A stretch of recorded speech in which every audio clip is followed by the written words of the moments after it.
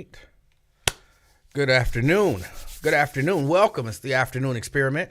My name is Emanuel Livingston. I'm with you until, roughly 5 o'clock. Somewhere about in that area. 513-717-5464. That's the number to get on board. 513-717-5464. I'm here. I made it today. I made it today. Oh, hold on a second. I got to do something here. Oh. Desaturate that just a little bit. I don't know that I love that. There we go. Now, go there. I can live with that. Then I can maybe saturate it a little bit more. All right. So I am here today. Oh, feel like it's been forever. Feels like it's been forever. But good afternoon, everyone. Good afternoon. As always, thank you for your patience. Thank you for your patience. I am here. Got a little baby here with me. This little baby, she got a little cold or something. So if I get sick later on this week, you know why. This one. What are you doing with this? This is mine. That is not yours. Yes, it is. No, that is mine. Nuh-uh. Yeah. On Easter. That was not with the Easter thing. That was just mine. Well, my mommy gave me this. No, she did. Hey, hold on. Hold on. Before we go, did your mommy really give you that? Yes. Or was that upstairs on the? It was upstairs, but I came in here with it. No, not if it was upstairs. You didn't come in here with it. I did. Was it upstairs or did you come in with it? With it. So it's another one upstairs. No. That's the one that was upstairs. No. My mommy has the other one. What? Because that's hers. It's not hers. Yes, it is. It's mine. Those are both mine. I bought them Saturday. Now these are mine. They are not. No, they're gonna not. Eat them. They're not yours. No. You eating my. She's trying to eat my cookies. I am. I opened it. You can have some. You can't have them all. You can have some. You can't have them all. Hold on. Let me open this for you. Yay. She was supposed to be here like an hour ago. So she just came in. We would have had all of this situated. Oh, this is a good bag. You don't need this. You can, hold on, stop, wait. You can either have that or this.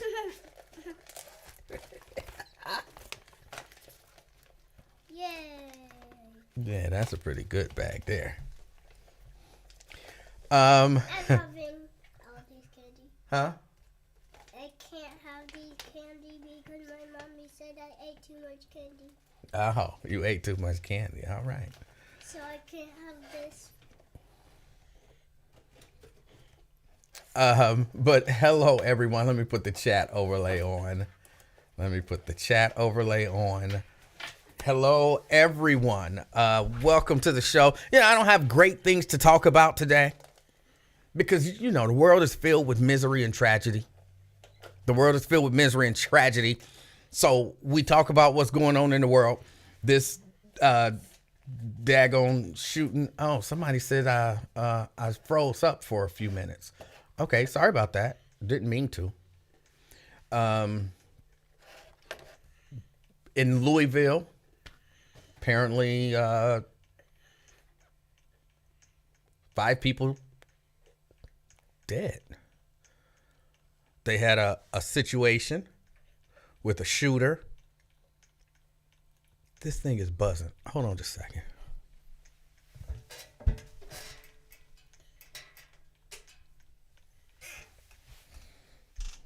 I can't take buzzing. There was a situation with a shooter at a bank the story as I'm reading it. A man opened fire at a Louisville, Kentucky bank on Monday, killing 4 people and wounded 9 others, including 2 police officers. The suspected shooter, believed to be a previous employee, is also dead. Wow. They say the shooting begun around 8:30 inside Old National Bank in downtown Louisville. Police responded within 3 minutes. What they initially described as an active aggressor, which I never heard of that before. It was an active aggressor. And when police officers arrived, they encountered the suspect still firing gunshots. Wow.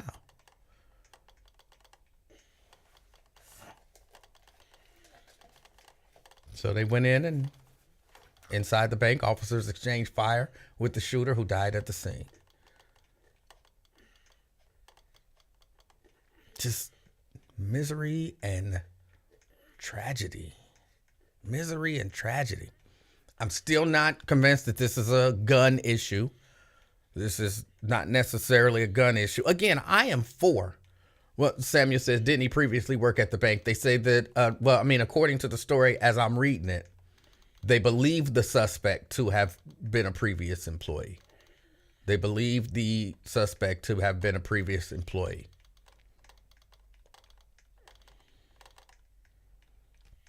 So, I don't know what the answer for that is. And it goes to that whole issue of somebody who wants to just shoot somebody, they're probably going to shoot somebody. Unless that's your game doing that tick, tick, tick? Yes. Can you turn that down just a little bit?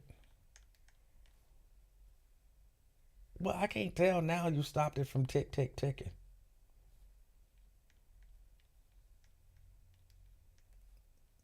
Okay, that's fine. Can you still hear it? Yeah, you can hear it because I can faintly hear it.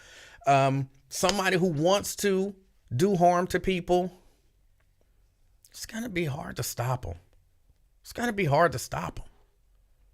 You walk in a bank, you used to work there. Look, I say this is another case of treat people right. I don't know the details. No idea. I saw the story on the news this morning before I got up. So I don't know the details. I don't have any idea. But I know this.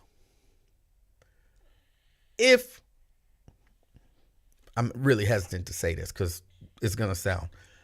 If I walk up in a workplace and start shooting, I'm probably not shooting the people who were like really nice to me.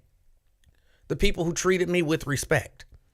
Those people probably don't have to worry about me doing harm to them. The people who were rude and disrespectful to me, those might be the people that have to worry. But the people who were always treating me with respect, being nice, not even necessarily my friend, just not being the opposite of nice, they probably don't have to worry. Treat people kindly, treat people with respect. And then, you never want to see any of this stuff happen. But if you do that, I think you stand a better chance of maybe surviving workplace violence or something like that. Maybe. Tria says, is that the little baby? Yeah, that's the little baby. She here. She'll be leaving shortly. Her dad is coming to pick her up. And she's got a little cold. So if you hear a little sniffling and coughing, that's her. She's over there. Yeah. And she's here. But yeah, man, y'all, look, people treat people with respect. Just do. So are you saying that Angel, Chad, Terrence Howard, and Raven are safe? You see, I would never do anything like that. But yeah, those all would definitely be safe people. Everybody, nobody really treated me The people who treated me bad there left long before I left. So, and I saw you, Lewis. I saw Lewis says, you can't shoot anyone if you don't have a gun, Livingston. This is a fact. But you're not going to get rid of guns. Even common sense gun laws aren't going to get rid of guns. The idea here, and I guess if that's your idea, like in order to stop shootings, we have to get rid of guns. I don't think any reasonable person is actually sitting around trying to get rid of guns. It's not going to happen. It's not going to happen. I think, though, common sense gun legislation for, people who are going through some mental issues, keeping guns out of their hands. If you know in advance that someone's going through something. Oh, hold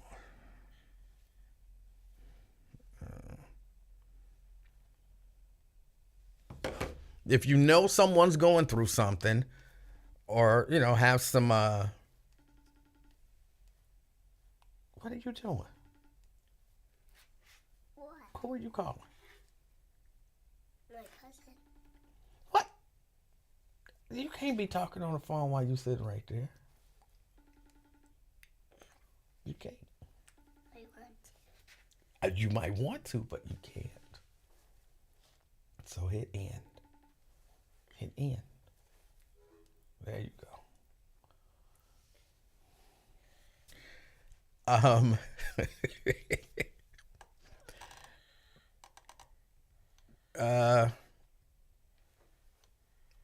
Good afternoon, Rhonda. What was I saying before I was distracted? I don't remember what I was saying. Oh, you can't get rid of guns. You can't get rid of them. But I was talking about common sense gun laws. Common sense gun laws. Oh, she's got a mental issue. Okay, then she shouldn't be able, necessarily to purchase a gun. Depending on the mental issue. She shouldn't be able to purchase a gun. He has some serious, well-known anger management issues, or, he's some things that we should be concerned about. He shouldn't be able to get a gun, okay? Maybe taking some, but you're not going to get rid of guns. People believe that taking one specific firearm off the table will stop what's going on. Then when something else starts to be used, they will call for banning that also. It'd be a never-ending cycle. Yes, it will.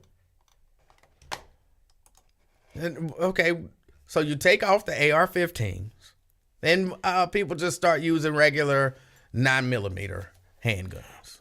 So then you ban 9mm handguns. Then people start using 45s. So then you ban 45s. Then people start using, eventually we don't have guns, or all the guns are banned, but everybody still has them. Because you're not collecting people's guns. You're not getting mine. You're not getting mine.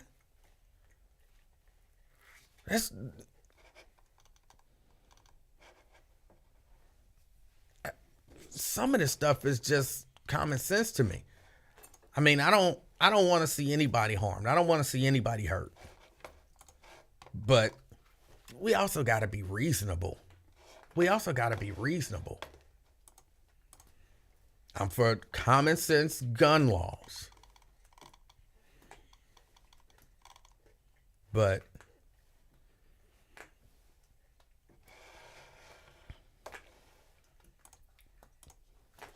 45s are more powerful than 9mm. That wasn't the point up to which was more powerful. The point was you want to ban this particular style of gun, this AR-15. What are you doing? Nothing. Let's make a noise. I don't know what you're doing. So then you ban that, then they'll start using, people who want to cause harm to other people will use something else. Even if they start using a 22, then what, you're going to ban 22s? Oh, but that's not more powerful. I'm not talking about what's more powerful. I'm just talking about the idea that you're talking about. We're going to ban a specific weapon.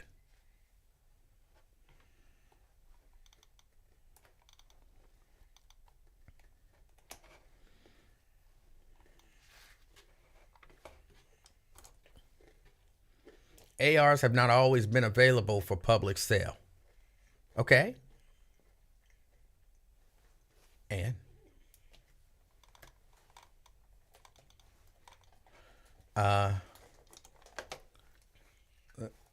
CK, some of the stuff you say be out there. That's exactly what the slave owner said when speaking of getting rid of slavery.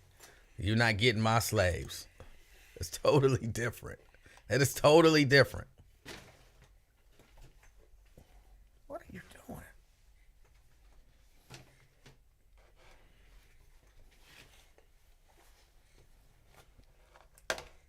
Anthony says, which makes perfect sense, also working on the issues that are pushing people to commit these types of acts.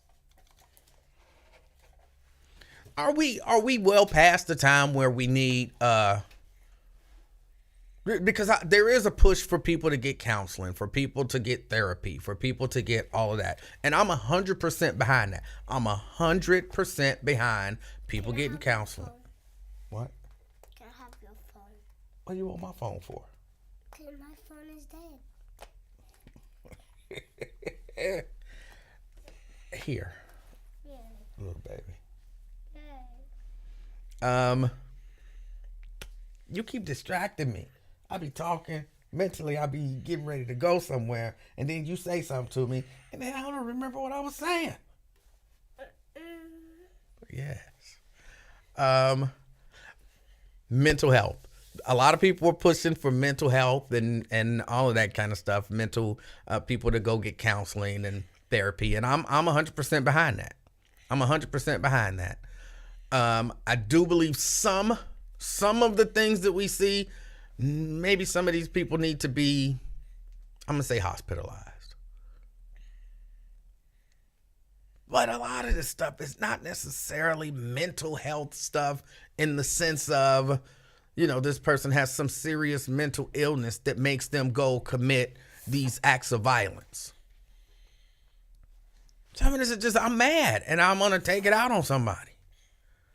This person wronged me or offended me, and I'm mad at the world, so the world is about to feel my fury. I don't know that we have an answer for that.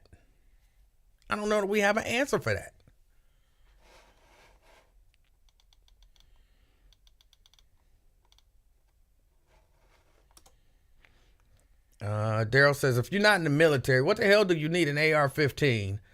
And give me that it's my right. As a regular citizen, why do you need an AR-15, which a handgun can't handle?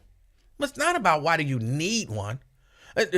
Here is my answer to that argument. Why do you need a car that can go, 150 miles an hour? You don't need that.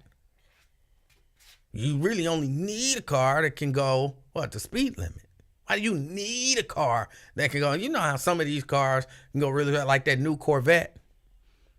That bad boy can go. Why do you need that? You don't need it. It ain't necessarily, we don't necessarily do things because we need it. People like to go shooting. Not necessarily hunting. People do that as well. But people like to go shooting. They like to go target practice out in the woods where nobody's around, set up targets and practice shooting them. Practice shooting fast. It's not a need. It's a desire. Like I said, you don't need a Corvette. You don't need a Lamborghini. You don't need a Ferrari to go that fast. You don't need it. But some people want to drive fast. So I can't say that you need it.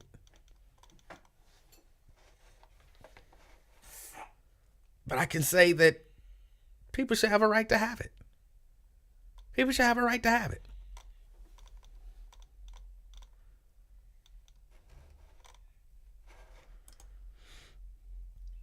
The public has not always had access to guns that can kill so many people so quickly. If they took ARs off the market, that doesn't mean mass shooting would never happen, but all likelihood would be diminished. No, not necessarily. No. I don't know. I don't even know where y'all get that from. But look. Even the idea that, the public hasn't always had access to AR-15s. So y'all act like just because that was what it was in the past mean that's what it should be now. Limiting people's rights has happened all over the place. Black people have not always had a right to vote.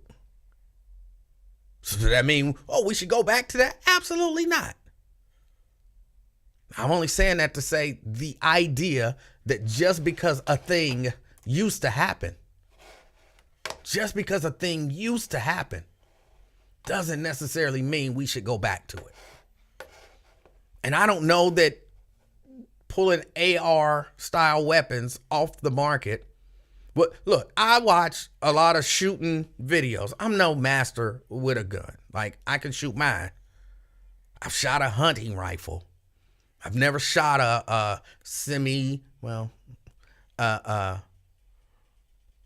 weapon that can shoot as fast as, say, an AR style weapon. But I watch a lot of videos because I do like guns. So I watch a lot of videos about things that I'm interested in. And I see the way that they modify just a regular handgun, a regular 9mm. And you can do a lot of damage with a modified 9mm. So if my goal is to go in and cause havoc, like mass shooting, I could modify some 9mm and take them with me and do a lot of damage. It's not the weapon necessarily. Now look, don't get me wrong. I'm not acting as if those don't help you do that job maybe a little more than a modified 9mm. But the idea that the one that went in Nashville? The one that went into the school in Nashville with the two, what did she have? The two AR style weapons and a 9mm? What if she'd have 4 modified 9mm that, almost operate as automatic with a few of those like really long clips in them? She could have done a lot of damage, as much as she did with her AR style weapons. The mindset of, let's get rid of this gun and then we'll have less shootings, or the shootings won't be as bad. That's just not the case. You gotta, and when I tell you little bit, the key word here is little bit. You gotta know a little bit about guns to know that won't stop anything. From somebody, especially who's a gun enthusiast, who knows how to do these things, who want to go out and commit mass acts of violence. It won't.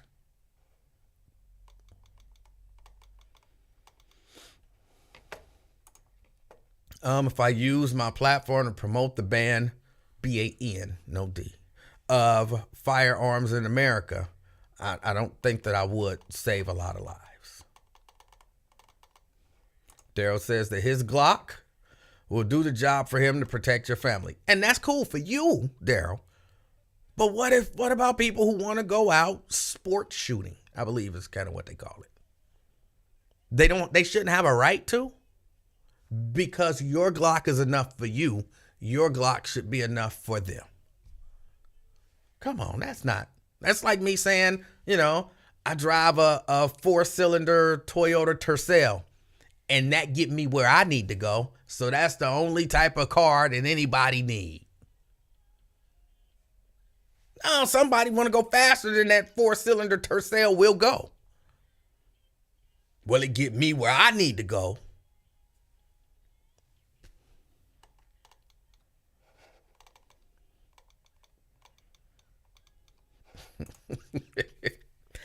I'm behind on comments. You need a car to go 150 so you can pass the car doing 130.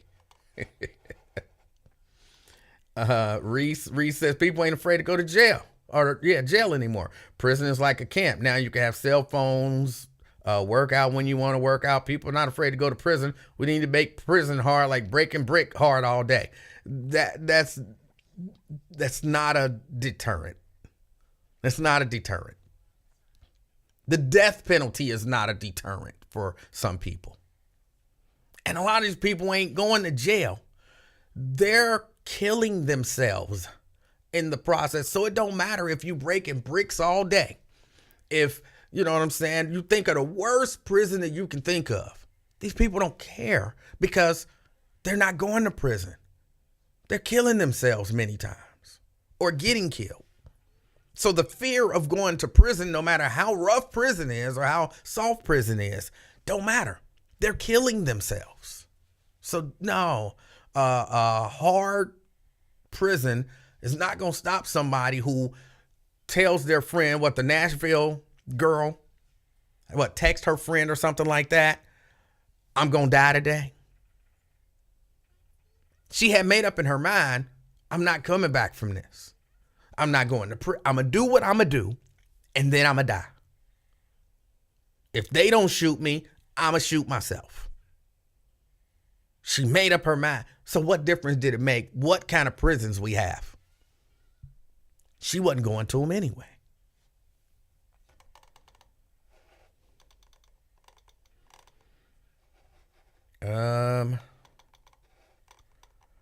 Let's see. Carlton says, stop with the excuses. What excuses? I'm not sure what you're talking about. Daryl says, oh, I get it. To compensate for what you are lacking, and that is courage. How is somebody who's out there shooting for sport lacking courage? See, again, you thinking, because when y'all think about this stuff, some of y'all thinking kind of narrow. Like, oh, everybody who goes and buy an AR style weapon, they're buying it because they want to go shoot up a school, or they want to go shoot up a bank, or they want to go shoot up a park, or they want to go shoot up a whatever. Some of them, many, probably the overwhelming majority of AR style weapons will never be used in a crime. Ever. It'll be some dudes who get together and go somewhere where they can shoot and display their skills to each other, get good at shooting that can off of the fence, or shooting that metal cutout target, shooting in rapid succession, seeing how, let me see, I got 4 targets set up. So you get to boom, boom, boom, boom, and see, who hits closest to the middle, so that I have bragging rights over Brent, and, I can say I'm the better shooter. Everybody who get an AR is not getting it to go commit a mass shooting. So you say for the few, because I know it sounds, you know how many mass shootings it is, Emanuel? There ain't no few. For the few. If you think about it in terms of how many AR style weapons are in circulation in the United States of America versus how many are used for a mass shooting or a crime, the overwhelming minority are being used for a crime. The overwhelming majority are not. So you're telling the overwhelming majority of people, you're not allowed to have this weapon because, see them people over there, they did it wrong. Again, using the same car analogy. Well, cars don't kill people. Stop lying. Using the same car analogy.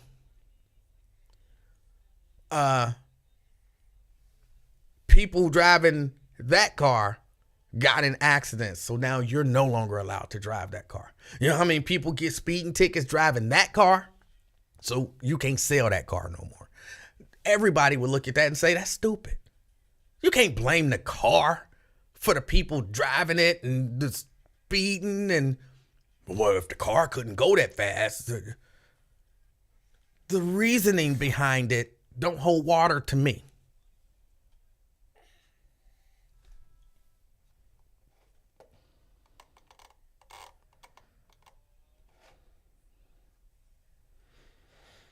Now Daryl's mad. And the AR-15 is taller than you, so I know you can't handle it. Just just attack me. No, I know you're just joking. I'm just being silly.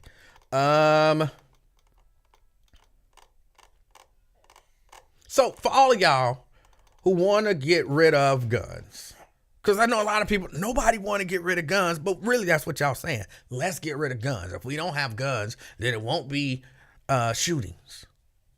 How exactly do you see that working? Honestly, how do you see that working?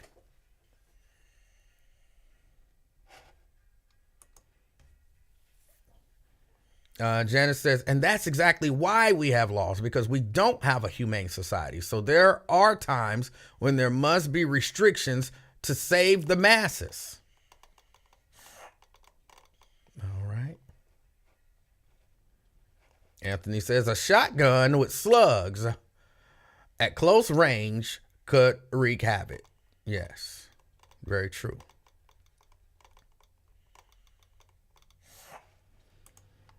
I think Kamikia makes a valid point. What if the man in the bell tower on the campus of the University of Texas had an AR-15? He killed 17 people and injured 32 in 1966.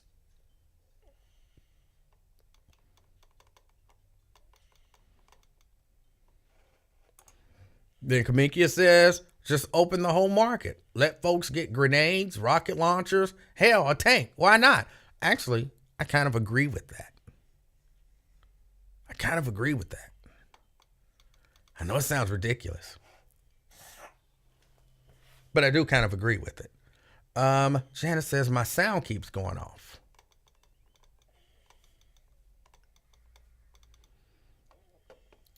Well, here, let me do this. Hopefully I don't go away, people. I'm going to refresh here and see if that helps. So hold on just a moment.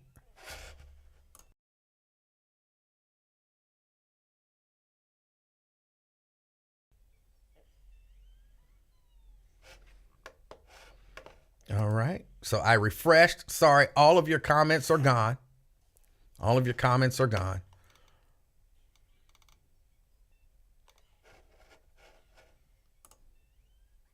Let me see. Comedian said that they should make the bullets very expensive. I forgot who said it. I don't like that idea.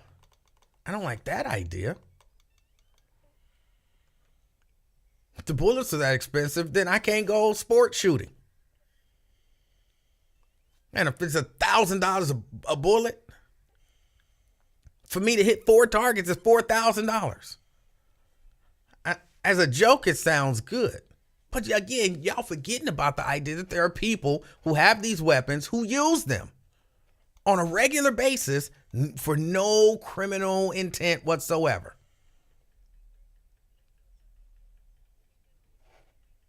Just because you're not a gun enthusiast doesn't mean that doesn't exist.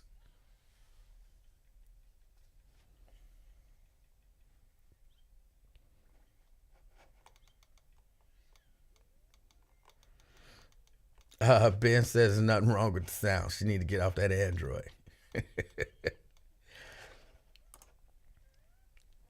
Anthony says, again, that's not true at all. I hunt also. Part of taking an animal is doing it as quickly as possible with the least amount of suffering. A certain type of ammunition fits the bill. Something that can put an animal down quickly. All right. Nat, a gun enthusiast. Do these people have sex? Yes. Hold on. I know you being silly, but you have to know, gun enthusiasts do exist. People get together. Look, we've been talking, and don't nobody give me a hard time, but we've been talking about a gun club. What do you think we want to do at the gun club? Just talk about guns? Sit around and just look at our guns? Think about guns? Now we want to shoot our guns. I want to say to Anthony, I hit all 4 targets in the middle. You were on the outside. I'm a better shooter than you. And then I want Anthony to talk about how I'm not a better shooter than him, and he gonna get next week, he gonna hit twice in the, you know what I'm saying? I don't think either of us are talking about let's have a gun club so we can plan how to go do mass shootings. No. No. But what y'all saying is you shouldn't be allowed to do that. You shouldn't be allowed to, you and Anthony, get together and shoot at targets rapidly to see who's the better shot for bragging rights. Somehow, that damages society. So the guns that you want to use should be illegal.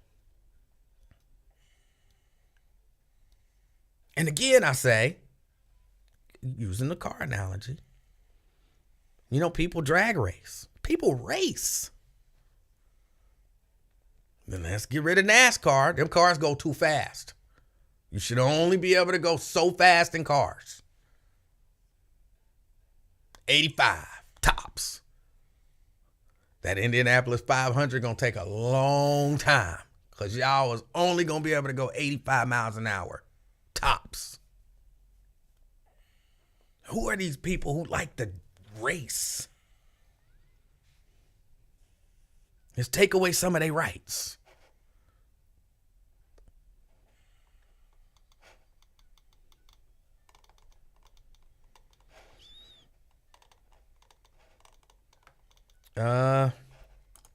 Wyatt says, let us not forget that the majority of mass shootings are going on in our neighborhoods, not schools.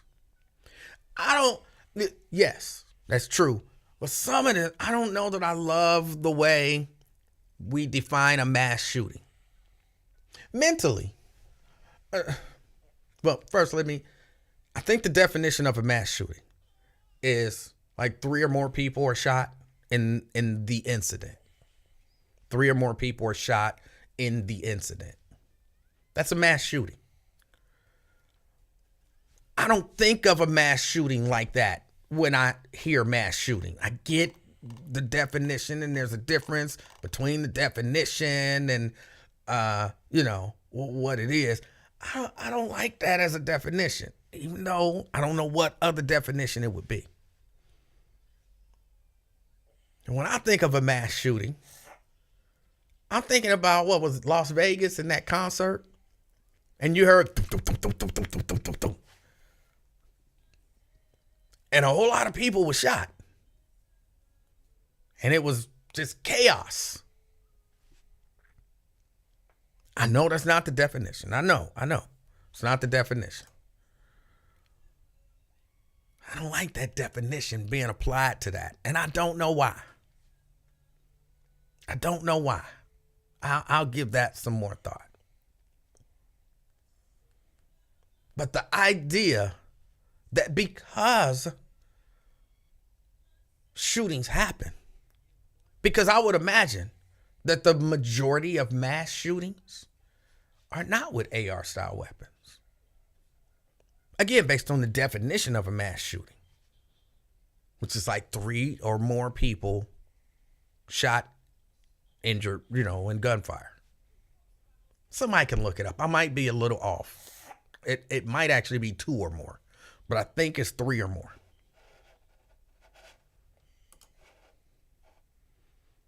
I would imagine the overwhelming majority, maybe not the overwhelming majority, but the majority of those are not necessarily with AR style weapons. They're just with handguns.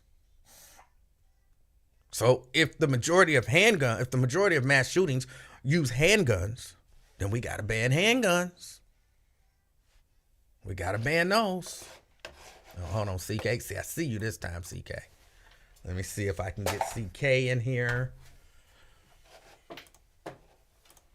Here. Oh, you tried to trick me. Oh. I took that cable. Hold on, CK. Let me see if there's a way that I can do this. I had to borrow a cable for something. I forgot to bring that cable back. CK? I'm doing good, CK. How are you?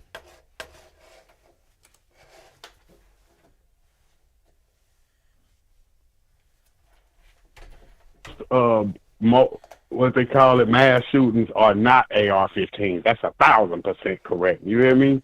9 millis. You know what I mean? Because like you said, I'm coming to shoot you, but then I shoot 3 other people, innocent bystanders. That's how it usually goes. So most are not with an AR-15. You know what I mean? Yes. So you got to make sure when you got to think, when we trying to ban guns, I'm not trying to take your gun. We trying to take the guns from the killers. But hold on. Like the one you said in Las Vegas. Right. But if you're trying to ban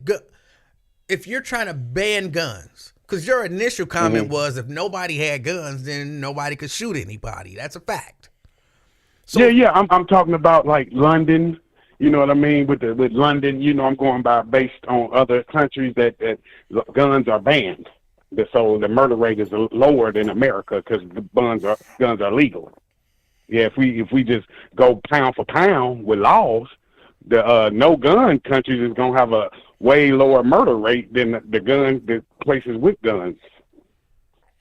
You know, just check the rate. Look at places where guns are not allowed and look at the murder rate. So wait, so CK, you are talking about banning guns? No, yeah, that's an initial, but I'm saying,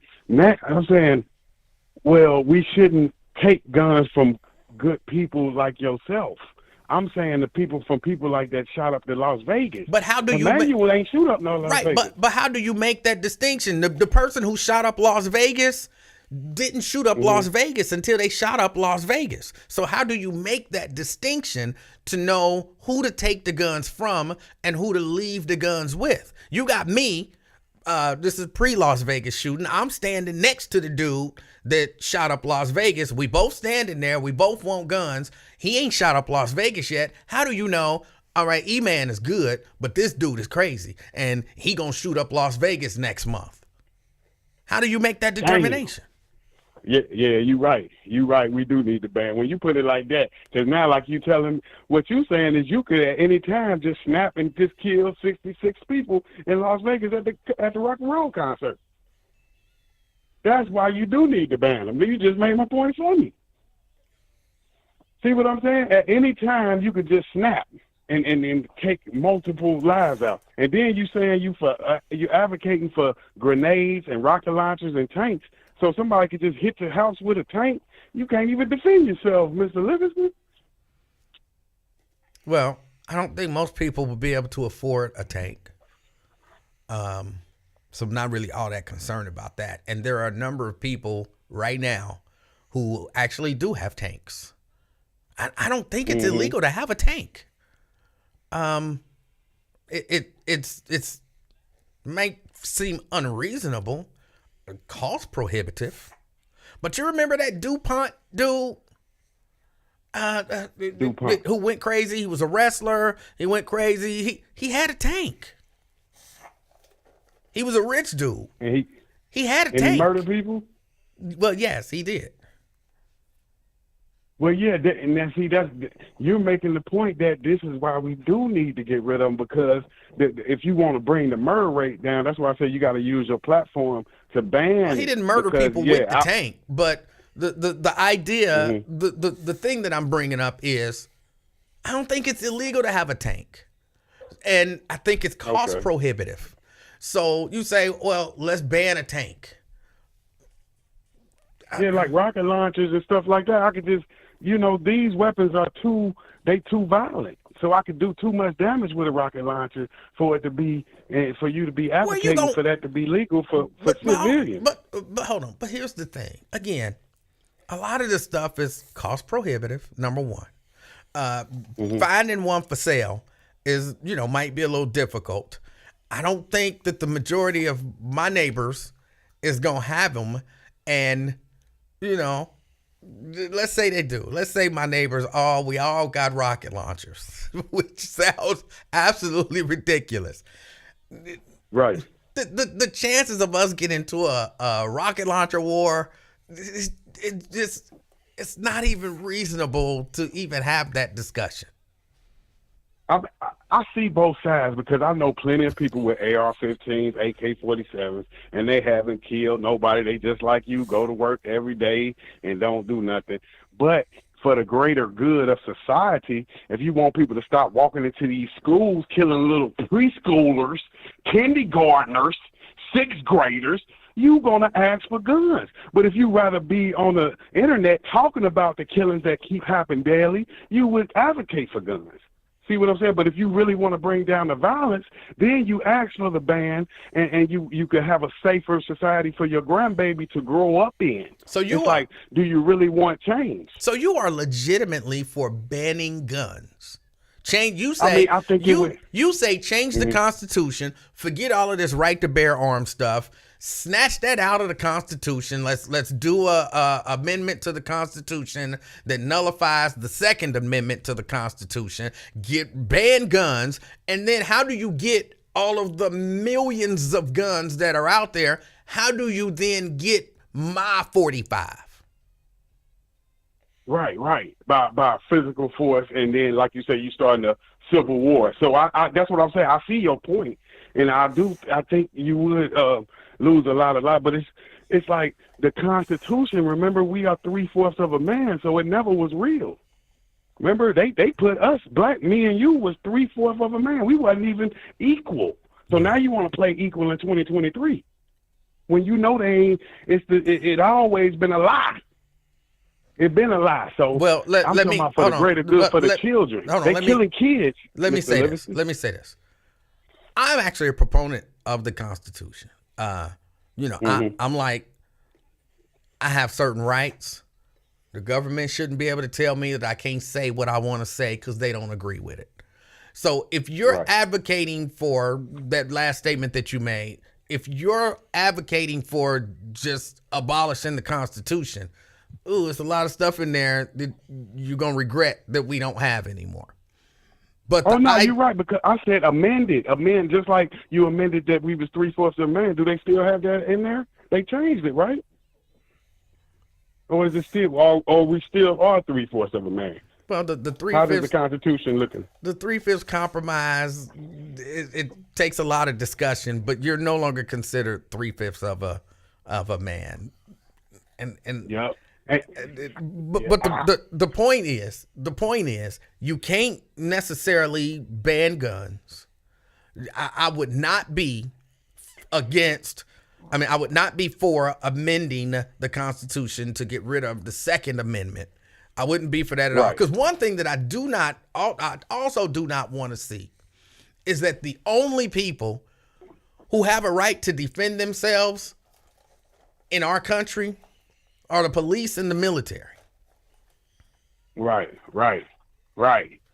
Yeah. I mean, it's very tough. It's very tough. I'm just saying for the greater good of society to help the children, because now you done took it to the level where they going into preschools and murdering 30 kids in the classroom. You know what I mean? Because they had an argument with their mama. We done got to that point. You see what I'm saying? That violence level is escalating with the more freedom we have, the more crazy the killings have. So when do you get to the point? It's like you would have to sacrifice. Only way we could do that is if people like you switched up. You know what I mean? If it hurt you so bad that you was like, damn, I can't. You know what I mean? So yeah, with your opinion, yeah, we won't be able to change it. But you make some valid points though. You make some very valid points where I do feel you should have the right to defend your family. And I wouldn't want you to be butt naked trying to defend against armed criminals, trying to, take what you got. So because you do know, even if you get rid of the Second Amendment and you ban guns, people who don't care about the law are not going to respect a law that they don't care about. So it'll be the military, the police, and the criminals will be the only ones with guns, and the rest of us will be at their mercy. That's what you call a catch-52. I don't know how to fix it. It's like, I want to ban guns, but then I want you to be able to protect the family because I hate you. You be there, especially at your house, and you can't even defend yourself. So, yeah, anywhere, I like that you could have the conceal, but it's just too many fools. We got too many fools in America. and just going in there. You said they killed 66 people at the concert.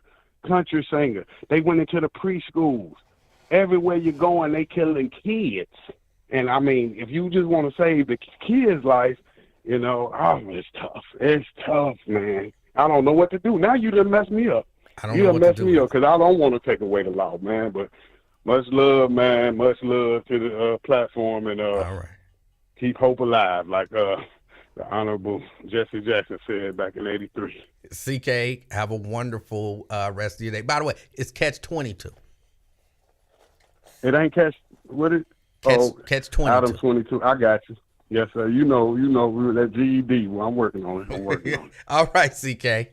Have a good one. Yes, sir. All right. All right. That's CK. You correct people so that they don't say it another time because they didn't know.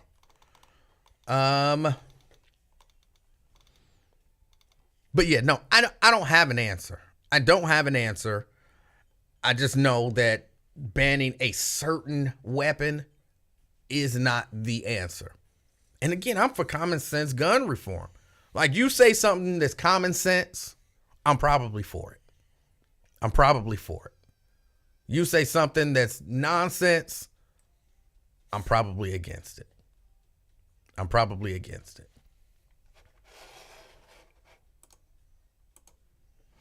Let me see. I saw Wyatt says, guns are being used for crimes in states that have the strictest gun laws. Criminals don't care about laws and restrictions. Very true. Now, they do say, though, that a lot of those states, and how they prove this, I don't think that they necessarily can prove it. But they say that a lot of those states, the ones with the strictest gun laws, but you see a lot of gun crime, they say you got to look at the surrounding states. And those surrounding states have very liberal gun laws, so that those states are suffering because of the surrounding areas that have very liberal gun laws. That is one of the arguments that I heard made. I forget exactly who I heard making that law. And I think, I don't remember if they were talking about D.C., and they were talking about the gun crime in D.C., and they were saying, but these are the majority of these guns. And I guess they can track the weapons where they solve crimes. And they were saying a lot of those guns came from other areas that had very liberal gun laws. A lot of those came from areas that had very liberal gun laws. So that would make the difference. 513-717-5464. 513-717-5464. Before I came on the air, I was getting ready to do some stuff, and I'm not sure how much longer I'm gonna be on with y'all, because I do have a few things that I have to do. Oh, quick question. This is completely left turn, completely out of nowhere. Does anybody watch Succession? Any of y'all watch the show on HBO, Succession? I watch Succession. I like shows like that. And I have to tell you, no spoilers. I don't do spoilers. At least I try not to. Yesterday's episode was very well written. It was shot very well.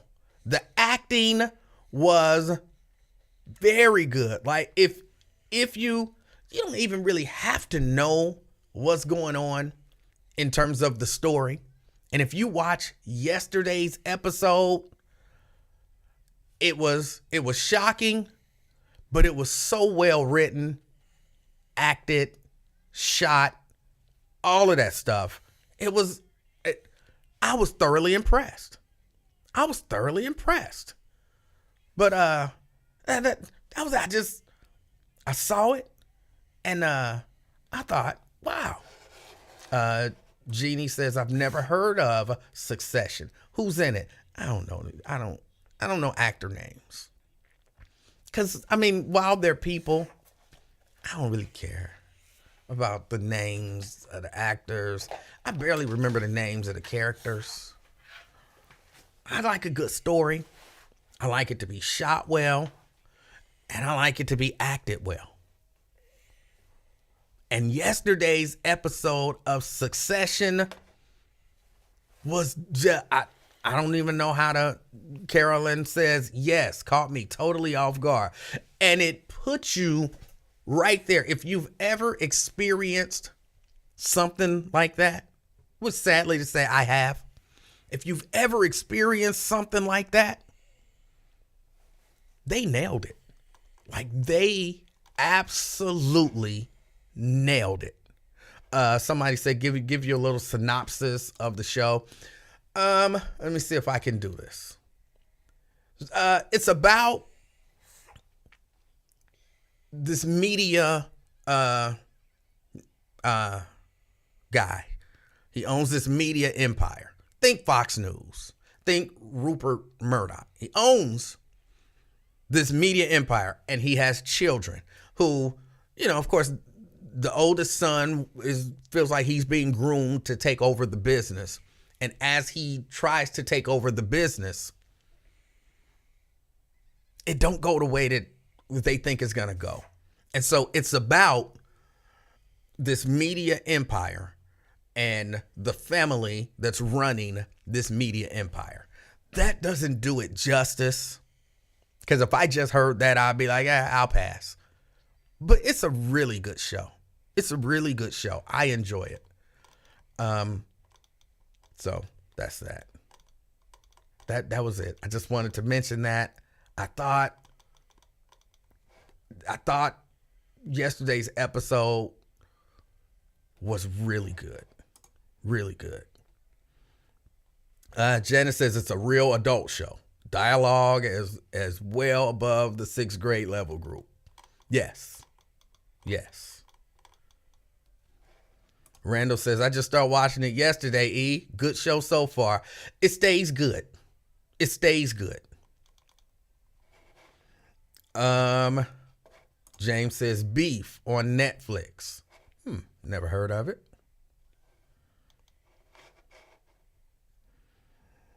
Ben is telling Nat that a mass shooting can take place with any weapon. Yes, it can. Yes, it can. Daryl, it's a pretty decent show to binge because I think they only do 10 episode seasons. And this is the final season. So I think, what is this, season 4? Are we in season 3 or season 4? I don't remember. But this is the final season. But it's been a good show from the beginning to now. And I'm interested to see how they're going to end it. I hope they don't do what they did with Your Honor. I don't know if anybody watched that on Paramount Plus.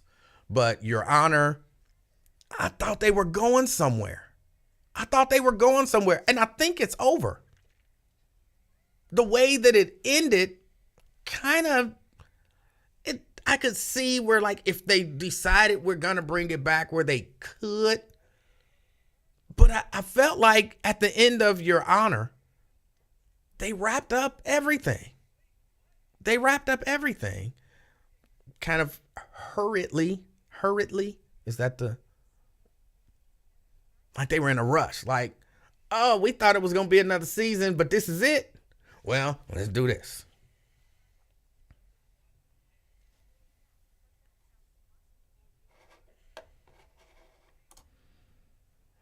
Carolyn, you're right. I'm thinking of the oldest of those 3 and not necessarily the oldest, Carolyn. You're absolutely right. The second oldest.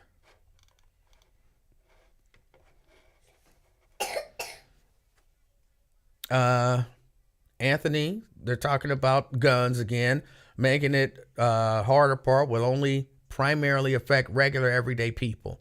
We are in a day and time when people can make weapons at home. Very true. and there's also a black market for anything. Very true. I also watched a documentary about these 3D printed guns and how they're getting much better with these 3D printed guns. And yeah, if you ban weapons, people will still be able to make them at home. They'll be able to go on their 3D printer and you can download the specs and everything, and they will make these weapons at home. They're getting better. They're getting more accurate. They're getting automatic. I watched a documentary of a guy, and he worked with a guy who helped him build, and they do this, I'm going to call it showcase. They do this gathering ever so often where they just bring their 3D printed guns and they shoot them. And they give out prizes for the best guns, the best design, the best this, the best that. And some of them are like fully automatic weapons. 3D printed, fully automatic weapons. So, I mean, I don't know what to tell y'all who think banning weapons is going to be an answer. Dealing with issues. These are all people issues. Stop thinking about, I won't say stop thinking about, because it is a factor. But the idea that we're going to ban this weapon and things are going to stop is a ridiculous notion. It's a ridiculous notion. Stop it. That's not the way it's going to go down. It's just not. Does the little baby have a rhinovirus? No, she just got a little cold. She just got a little cold. Plus, there are some chemicals in the air down here because I'm over there in the screen printing shop getting everything together. This has been an entire ordeal. And as soon as I get off the air here today, as soon as I get off the air, when I say to y'all, I hope you have an amazing rest of your day and I hope something life-changing happens to you, I hit end stream and I go in there and I'm printing. So I've been, getting everything together. Shirts are getting done today. So I don't know if the chemicals in the air down here are, because they're not strong, but they exist. I'm not making bombs. I'm making shirts. Making that daggone shirt for Jason. It's getting printed today. It would have been last week, but I had to go to Dayton 2 days last week and do some other stuff. Last week was basically just a wash. I didn't get anything done, but yeah, when I get off of here today, you can't tell, but my hands is really dry because chemicals, but I'm ready to go. Hold on, let me see.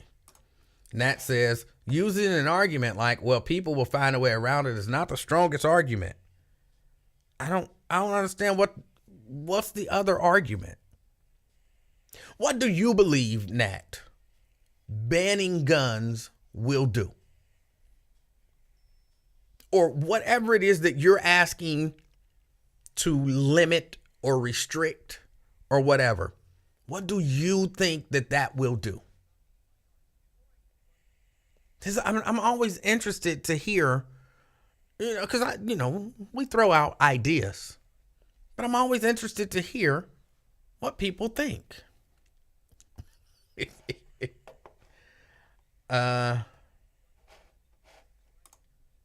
Nat says, you're not listening. I'm not sure if he's talking to me or not, but I'm listening. I'm asking you, honestly, what's your idea?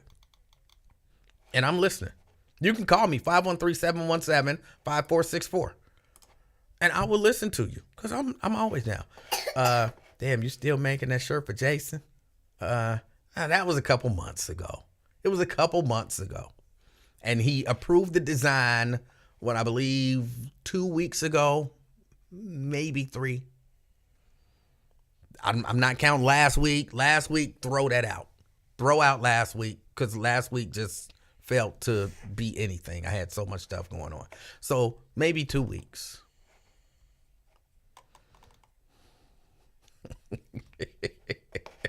And he will be able to wear the shirts. Oh, y'all funny. 513-717-5464. What else is going on? What else is going on? I saw that there were a few other stories that were going on. Of course, you got Trump. Of course, you got Trump out there. You know, I'm waiting to see. I'm waiting to see. That's all I got. The same thing I had last week is all I got this week. I'm waiting to see.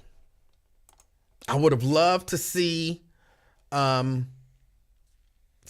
other charges be the initial charges if he was going to be charged with anything.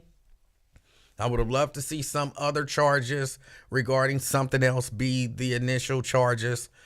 But, I mean, it is what it is. It is what it is. And there's no part of me that believes that he'll be found guilty. Although I believe he is. And there's no part of me that believes if he's guilty, he's going to jail or anything like that. So that's that. Phyllis says there will be another season. Or waiting for it.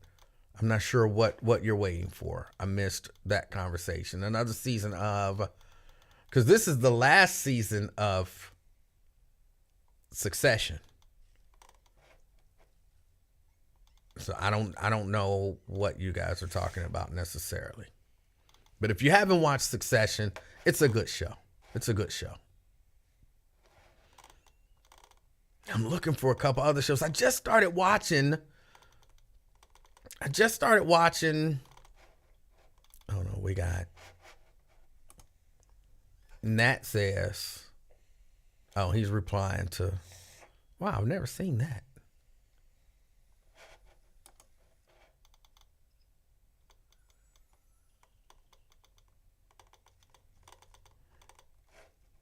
Oh, Your Honor.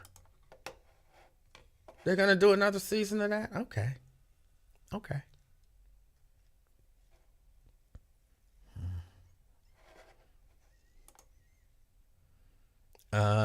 Jason says, I'm late. Good afternoon. Good afternoon, Jason. You ain't missed nothing.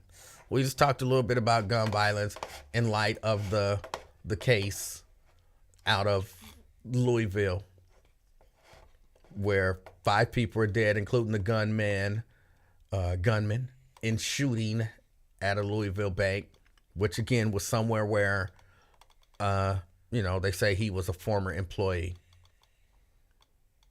I say, be nice to people. Be nice to people. You don't have to be mean to people. It don't make you, you know what I'm saying, tough, no nonsense and all that kind of stuff. Be nice to people. Especially in 2023 in the United States of America. Especially. I walk around thinking, which is sad, but I walk around thinking, is something about to go down? I don't go very many places. I don't go very many places anymore. Me and Mrs. Livingston went out for soup and salad on, either that was Saturday. I'm pretty sure that was, no, I don't know. One night this weekend, we went out for soup and salad. And I'll tell you, I walk into the restaurant and I'm looking around and I'm analyzing stuff. Not that I kind of haven't lightweight always done that. But now I'm watching people. I need a sight line. I need to see the door. I need to see the people who come in. I need to see what they got on, how they dress. You know what I'm saying? Can you conceal? A weapon under there? Like, for real. This is the stuff that I'm thinking about when I'm out just getting soup and salad.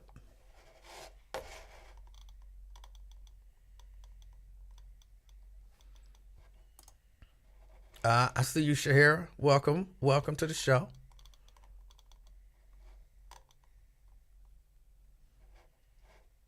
You might still get snuck by Lincoln.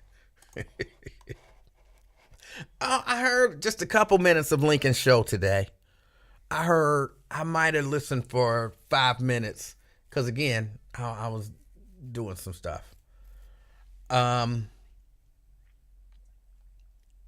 Lincoln is playing Love Connection again. But I didn't hear Ozzy call in, but I heard there was a lot of conversation around Ozzy. And, you know, him looking, I guess, what was he looking for, a date or something like that? Oh, let me say this. I respect that. I respect Ozzy. I respect somebody who says, basically, I'm out here lonely. And I'm tired of being lonely. I need somebody. That's a respectable thing. That's a respectable position to have and to make known. And some people might think that that's, you know, weak or whatever. But I respect that a lot more than, I don't need no man. You know what I'm saying? I respect that a lot more than that. You married to Jesus and all that kind of stuff. So what, you in a threesome with Jesus and Bob? I respect better. Look, I'm looking for love. I respect that. And maybe Ozzy will finally get some pie. And I mean, actual, you know what I'm saying? As the kid made him that pie, she should have let him eat some of the pie. So maybe he will actually now meet somebody who, when they make him a pie, they'll at least give him a piece of the pie. He finally got a piece of the pie. I hope that happens for him. But I respect that, man. Ain't nothing wrong with saying, I want somebody. Not I need somebody. I got to have somebody. But I want somebody. Nothing wrong with that. Yeah, a threesome. Yes, a threesome. You know how they be talking about. They married to the Lord. But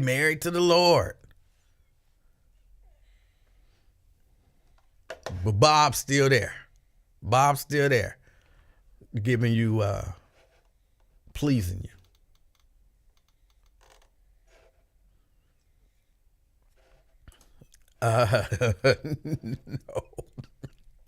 No, I'm not. I respect Ozzy. I respect, just people who say this is what they want. I'm not. I would be careful with Lincoln matching me up. I would be careful about that. But I got nothing but respect for that. Yeah, I mean, I know y'all remember Beth, who got mad at me because, she couldn't be honest and say, yeah, I still want a relationship with a man. I've just given up.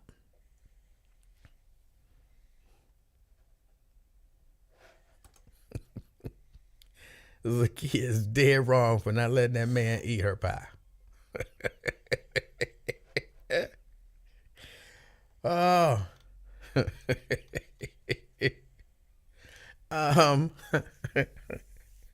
And I actually had this conversation with who was that? I had this conversation with somebody, and they swore up and down the kid was not out of line. And I'm not 100% sure, but I don't know that women know how to treat men nowadays.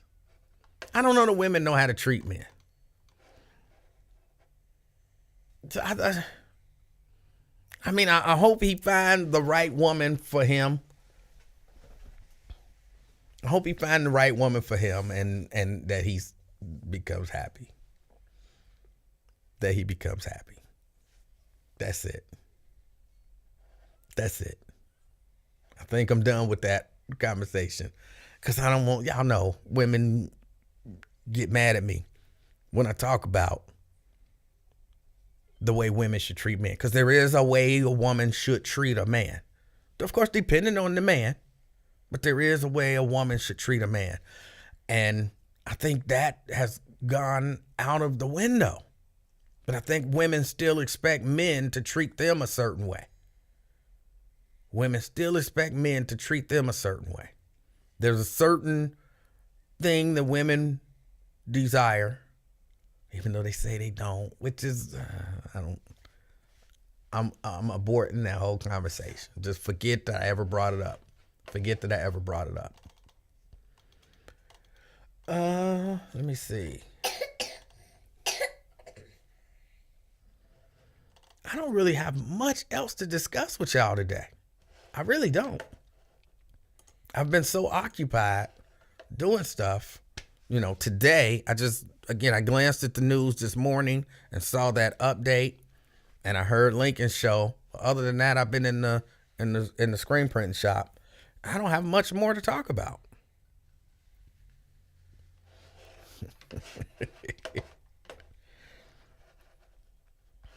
My take on the brothers in Tennessee.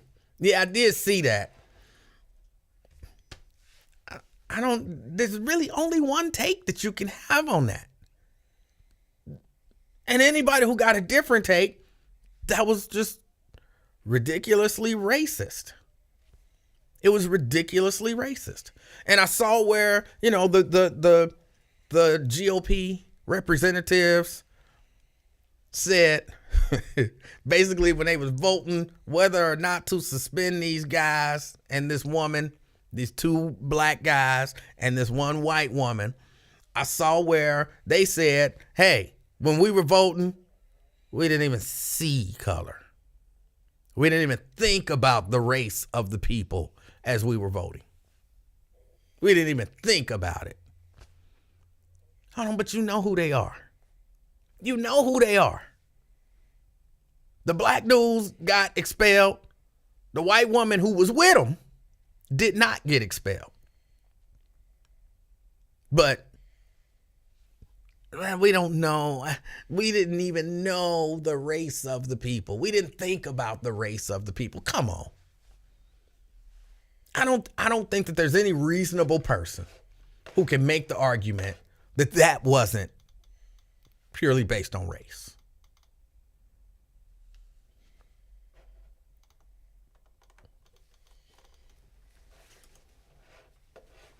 Janice says, if he's at her home and he asks for a piece of pie, I think the woman should give him pie because it is her home. What am I missing? What? He meant to say, hey, do you have Sophia? Oh. Here. What is this? I don't know. I didn't do that. You did. Nobody else had my phone. I didn't do it. It did it on its own. No, it didn't. It wanted to do that. No, it didn't. You wanted to do that. No. Here. He's texting you something. I see. You'll show me when it comes through. But that whole ordeal, Janice, was just, Janice, if I come over your house, you invite me as a guest.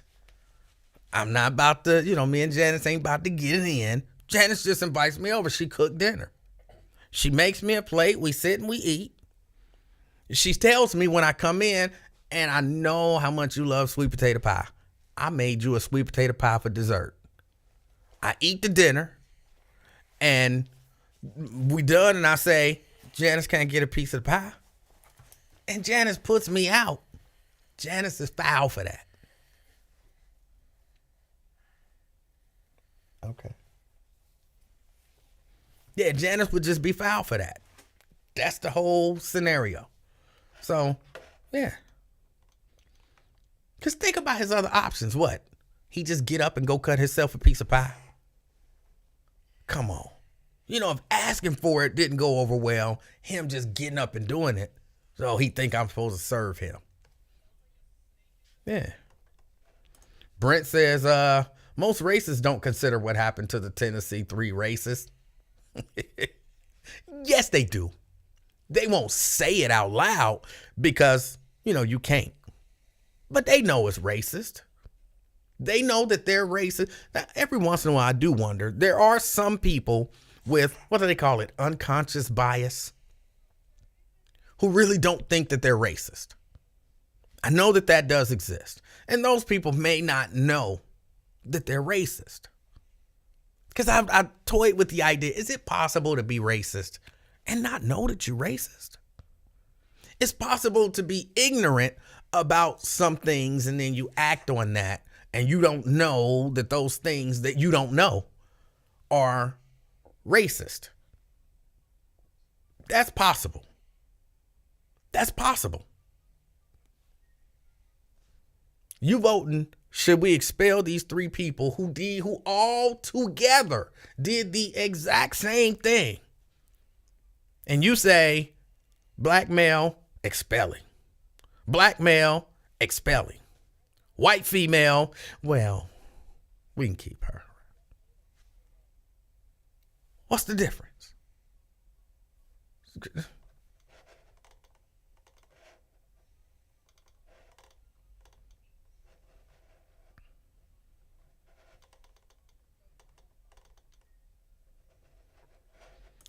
Is the bully in the chat room? I'm not sure.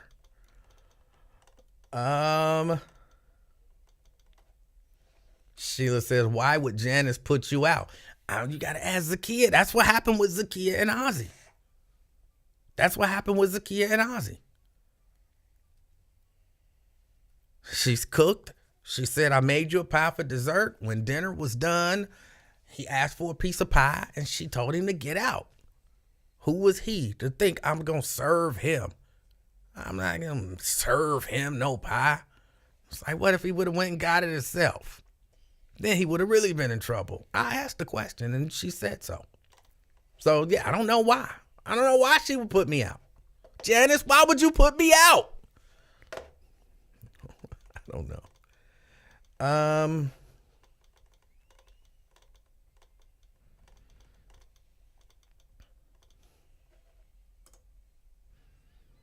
All this shit over a slice of pie.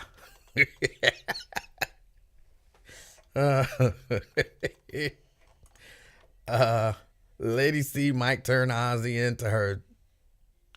Oh. It was weird. The whole thing was weird. It was weird.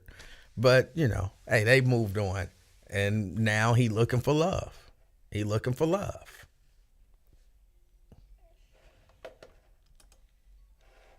Sheila says they were wrong for protesting, just like Trump was wrong for inciting a riot. I don't think they were wrong. They weren't inciting a riot. They were just protesting.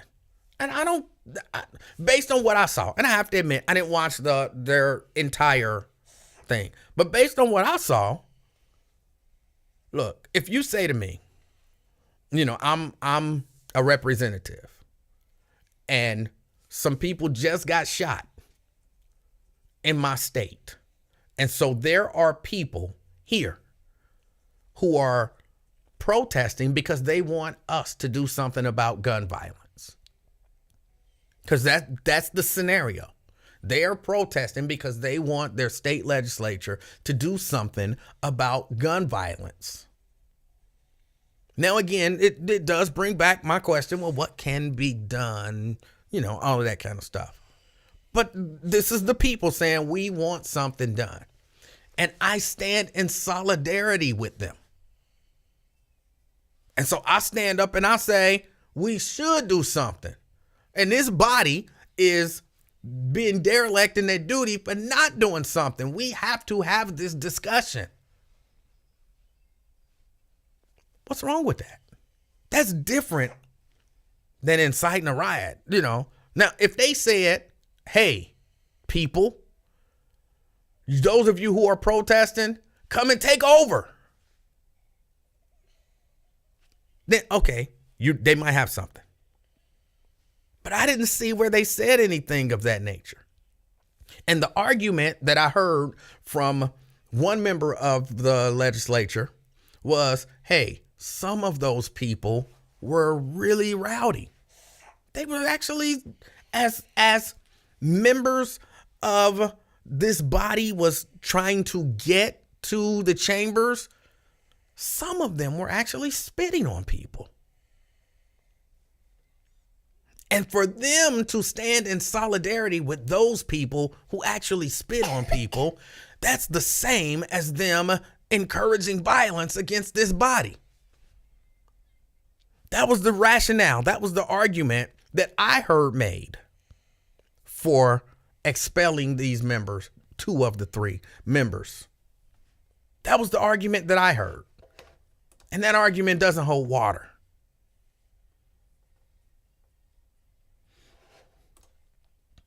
As representatives, they should initiate legislation to address the issue.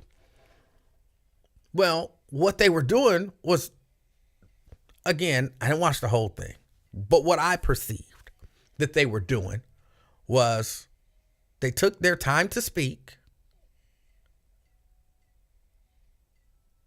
to say we should have a conversation about this and we should do something about gun violence, which I imagine might lead to some legislation. But when people first bring you an issue, I mean, the people were protesting. We want change. And you go to the floor while the protest is going on. There's a really good chance that you haven't drawn up legislation. And you're saying to your colleagues, we should listen to the people.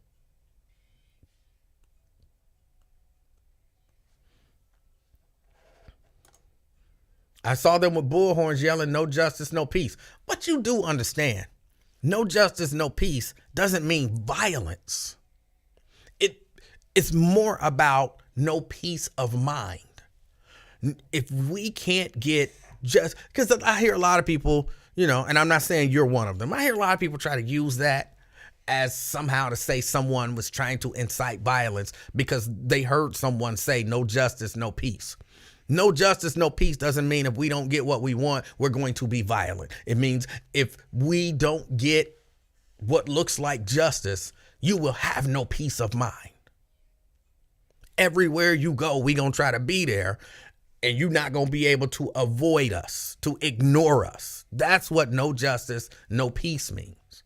So yelling no justice, no peace is still not an incitement to violence. It's maybe an incitement to civil disobedience,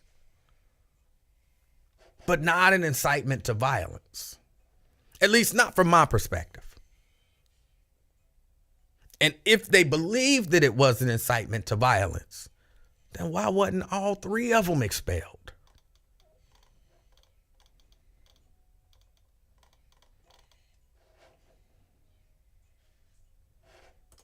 Sheila says they were wrong. I don't understand how that's wrong.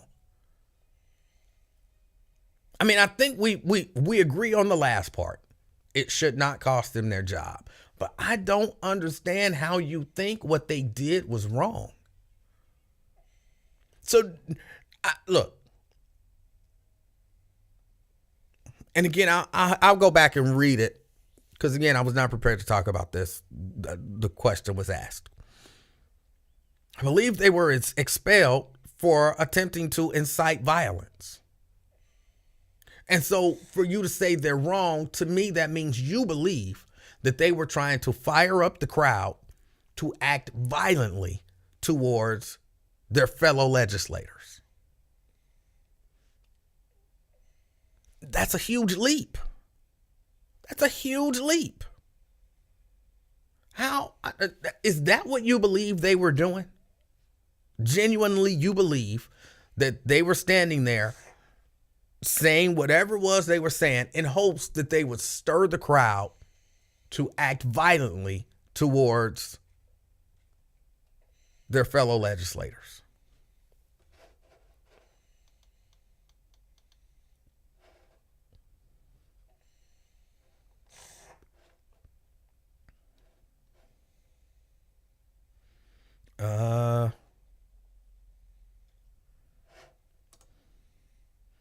See, their methods are tried and true. Black folk got to stop with the respectability politics. Well, that might not be what she's saying. And, everybody got a right. I agree with you that, yeah, their methods are tried and true. Civil disobedience.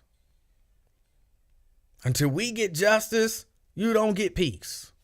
We going to be everywhere. We going to be protesting. We going to be writing letters. We going to be sitting in. We going to be doing whatever. You are not going to have peace of mind until, for their particular cause at that time, until we do something about this gun violence.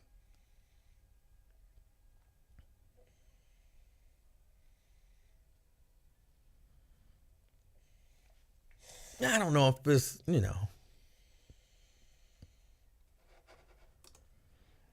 especially when they're presented more egregious offensive by other reps who were not expelled. Yes.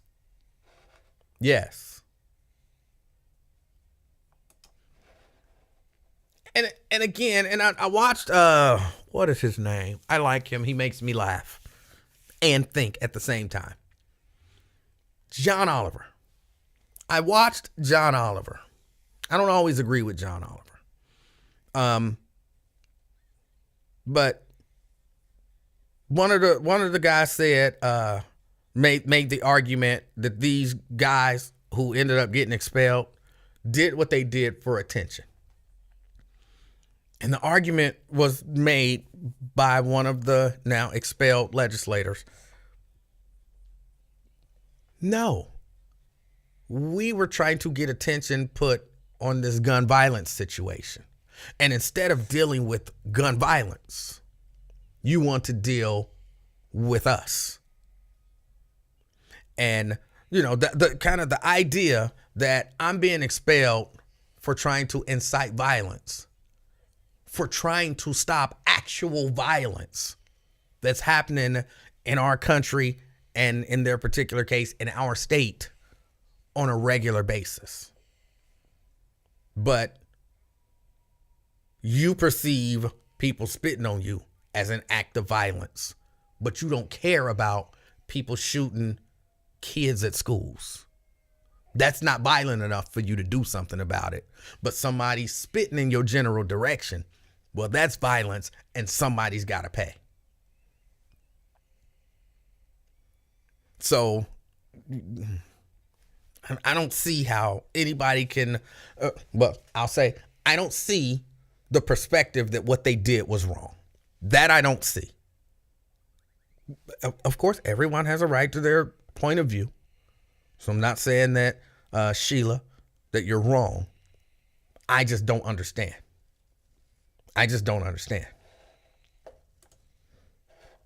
Walter says, I think they were made examples out of them to send a message for black people to stay in their place.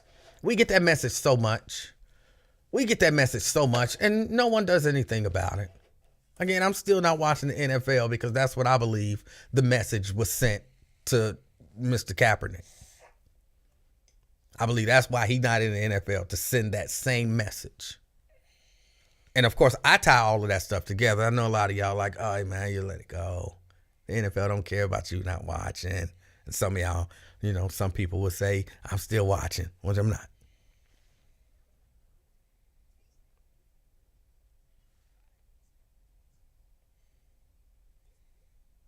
But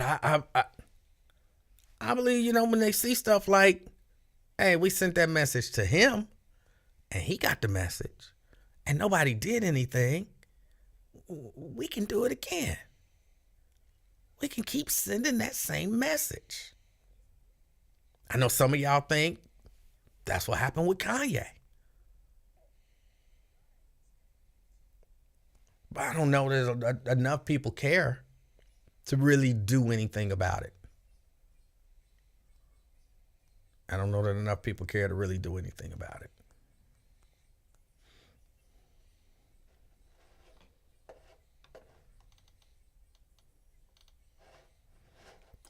Brent says all three Tennessee Democrats got different numbers of votes for expulsion.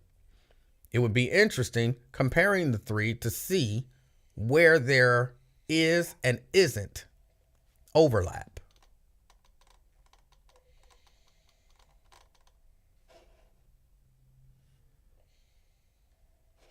And Daryl says, people who worship the white Jesus image need no response to any comments. Them worshiping a white Jesus image tells you all you need to know about the individual. I'm not sure what you're talking about. I don't know who you're talking about or what you're talking about. But even people who worship Jesus, even if they look at that picture and believe that picture to be the actual picture of Jesus, which is clearly not, but they still have a right to their opinion. Well, did somebody pee in somebody's chair and still have his position? That's what was said. That is what was said, that someone urinated in someone's chair and they did not get expelled. R. Allen says, what up, E? Wyoming. All right, Wyoming checking in. Wyoming like the community or Wyoming the state? And we got Nat and Ben and Wyatt still discussing the gun issue. Look, y'all keep discussing it. I think if y'all keep going, y'all might figure it out. Kanye got his Adidas deal back. I haven't been following Kanye. I know at some point he came out and said, basically he's not a Nazi anymore. He said he's not a Nazi anymore. And, he liked Jewish people again. Now, I don't know his exact wording. I don't remember his exact wording. But, yeah, he basically said he liked Jewish people again. He was mad at somebody. What Jewish person was he mad at? He was mad at a particular Jewish person. And he said basically because of that, he took it out on all Jewish people. But, he over that now.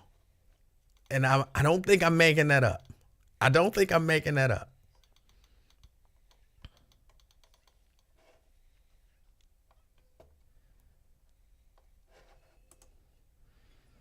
Daryl says, I seen their profile page. The person knows who I'm talking about. Okay.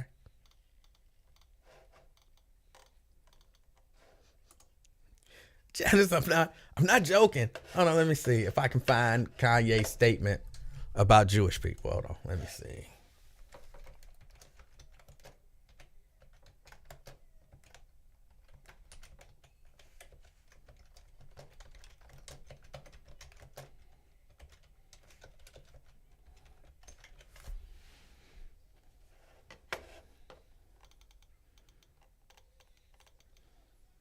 Hold on. Let me see.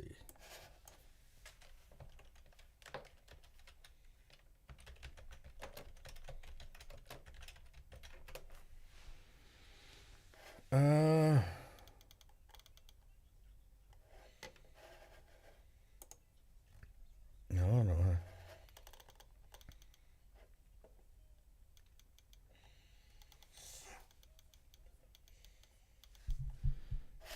Oh, stop it.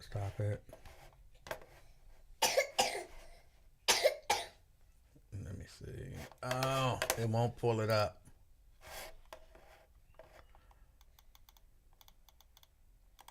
But this is from the Jewish Light. The Jewish Light. From March 26th. Kanye West announced on Saturday that he is now a fan of Jewish people, reversing the stance that he revealed in October when he vowed to go DEFCON 3 on Jewish people. The latest twist in the saga that has fueled anti-Semitic rhetoric across the United States was prompted, West said on Instagram, and they have his post on Instagram, by seeing the Jewish actor Jonah Hill in the 2012 buddy cop comedy 21 Jump Street. He says, this is the post that he posted. Watching Jonah Hill in 21 Jump Street made me like Jewish people again. No one should take anger against one or two individuals and transform that into hatred towards millions of innocent people. And he later said, "Thank you, Jonah Hill. I love you." Yeah, he likes Jewish people again. All because of Jonah Hill's acting. I don't know what's going on with Kanye. I don't know what's going on with him. I hope the best for Kanye West. But I kid you not, that is his actual, that is the text of his tweet. Oh, it made him like Jewish people again. I want to say you can't make this stuff up. You can make it up, but I'm not making it up. Oh, boy. But I don't know nothing about his Adidas deal. I don't know if he got his Adidas deal back or not.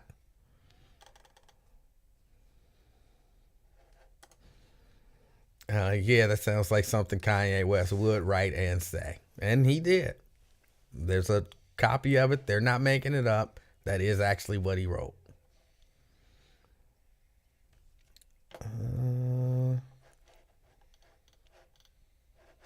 They're still having the conversation back and forth. Let's see. Kanye is caught in the Matrix. I don't know what. I don't know. Look, here's what I know. And this is all that matters to a lot of people. Not everyone, but to a lot of people, here's all that matters. He's got a lot of money. That's it. There's a lot of people who believe if you got a lot of money, you can do no wrong. You're smarter than everybody else. You're more together and all of that kind of stuff. So the man got a lot of money. I guess for a lot of people, that mean he all right. Oh, in case y'all didn't see, April, I had to go that way. April is Stress Awareness Month. April is Stress Awareness Month. So April is a lot of months. So just keep in mind, be aware of your stress level. Don't let things stress you out. And I don't believe in being stressed. As a little kid, I was stressed out a lot. I don't even really know why. Because, I was a little kid. I didn't really have much worries. But as a little kid, I was stressed out a lot. When I grew up, and when I got a certain age, I don't know what age that was, I made up my mind, I'm not going to stress about nothing. Nothing. It makes some people think you don't care. It does make some people think you don't care when you don't stress. But let them think that. Join me in April in not stressing. Whatever it is. If you can do it, do it. But if you can't, then you can't. Do the best that you can. The absolute best that you can. And live with those results.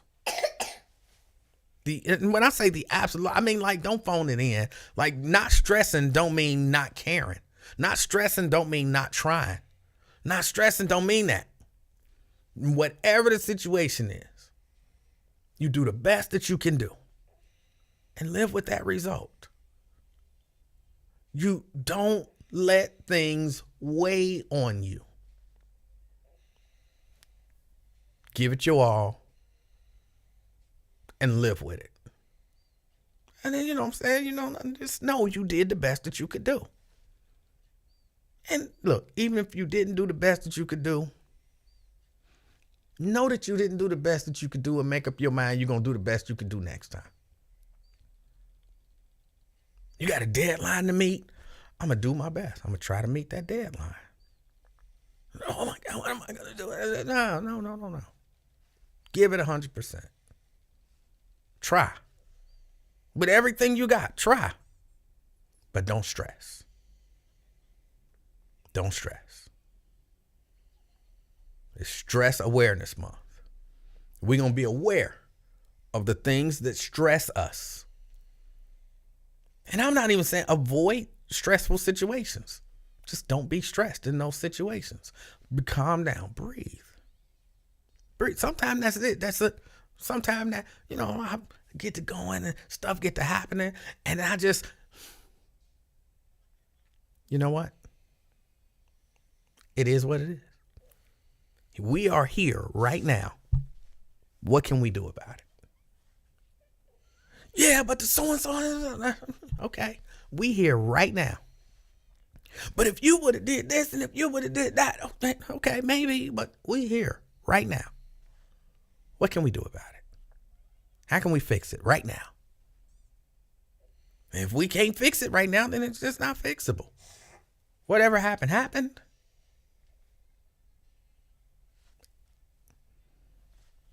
I can't go back in history and change it. So how do we move forward? Don't stress. This is Stress Awareness Month. We not gonna stress. All right. All right, y'all. I think I gotta get ready to get out of here.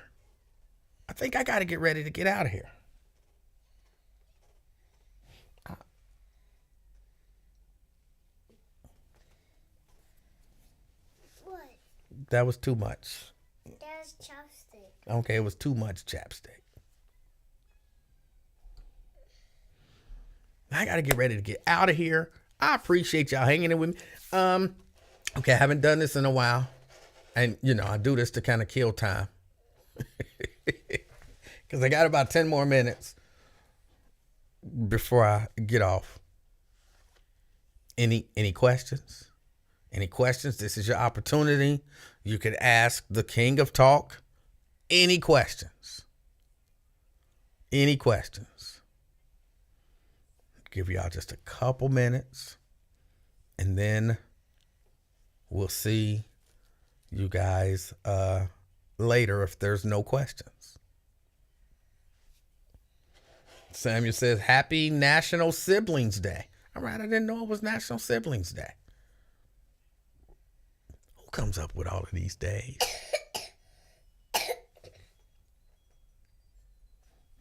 Sheila says, nice, bye. Nice talking to you. Nice talking to you too.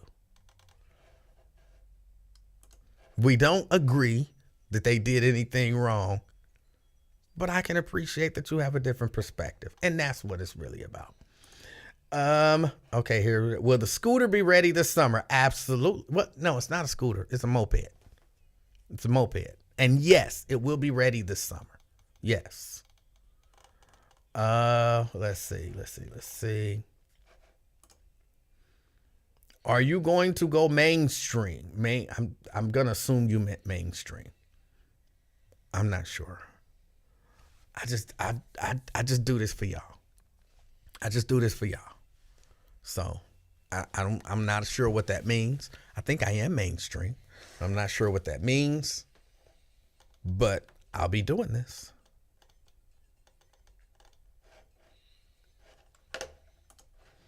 What are your thoughts on Brock Lesnar turning on Cody Rhodes last Monday night? Oh, we never did the WrestleMania wrap up because last week I wasn't here enough. I was only here, I think, one day last week, but we never did the wrap up.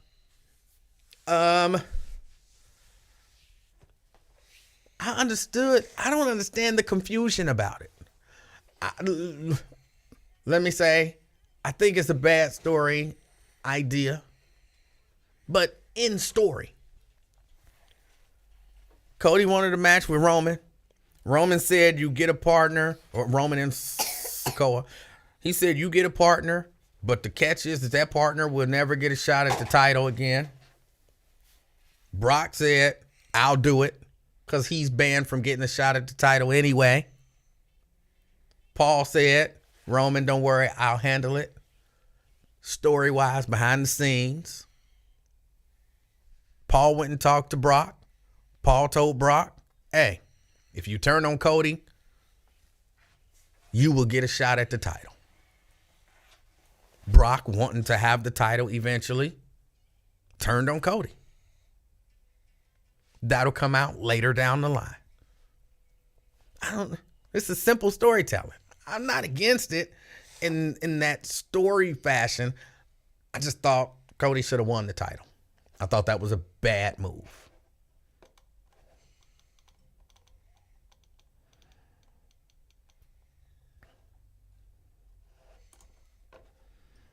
You mentioned earlier you're not going to be able to do this much longer, but switch topics and don't think you went back. What aren't you going to be able to do much longer? I don't remember saying that. So I don't know. If I said that, I wasn't talking about doing this. I rather enjoy doing this. So whatever I was talking about, it wasn't this. So I don't know. The little baby been distracting me the whole show. She's not doing anything to distract me. Well, every once in a while she is. But just, she's not feeling the best. So she's coughing and sniffling and breathing like a dragon. So, I had to keep my eye on her and make sure she all right. So I don't know what I was talking about. I apologize. Would you ever go back to the Buzz? When Lincoln retires, you should be up next. Again, I would go back to the Buzz given the right set of circumstances and money. Do I believe that they will ever offer those right set of circumstances and money? No. But if they did, I would be open to it. I thoroughly enjoyed my time there. I felt like there was some lack of respect, which that would be the certain set of circumstances and money. But like I said, given that right set of circumstances and money, sure. I'm not beefing with anybody there. Emanuel, have you seen the Artemis 2 crew yet? They're sending a brother to the moon. I haven't seen the Artemis 2 crew. I saw where they announced it, but I didn't get a chance to click on it and see it. So, no, I haven't, but good. You going to watch the Tank Davis fight or watch NFL this season? I do intend on watching the fight. I do not intend on watching the NFL again, unless I've added a stipulation or I've given myself an out, if you will. My stipulations are simple. Colin Kaepernick gets a real legitimate shot to play in the NFL again. That's stipulation 1. If that happens, I'm back in. If that doesn't happen, there's another stipulation. Black NFL majority owner. A black NFL majority owner. Not a minority owner. Majority owner. They do that, I'll come back.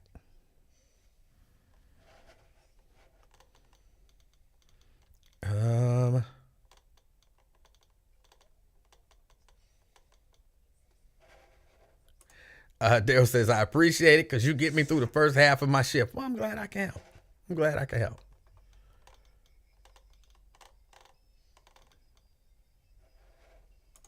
What are your thoughts on Vince McMahon and his Just For Me in Color mustache selling a controlling stake to Endeavor? I think that's it. Well, the mustache is kind of creepy. That's kind of creepy.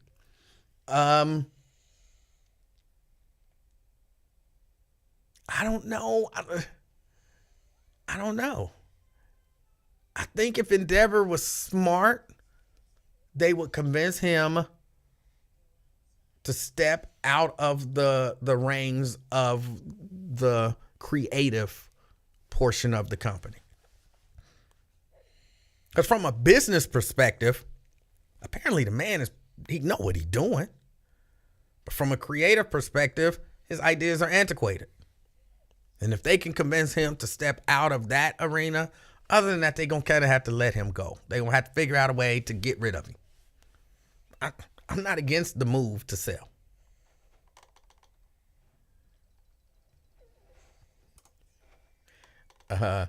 Clarence Thomas accepting the Gibson. He didn't know he was supposed to.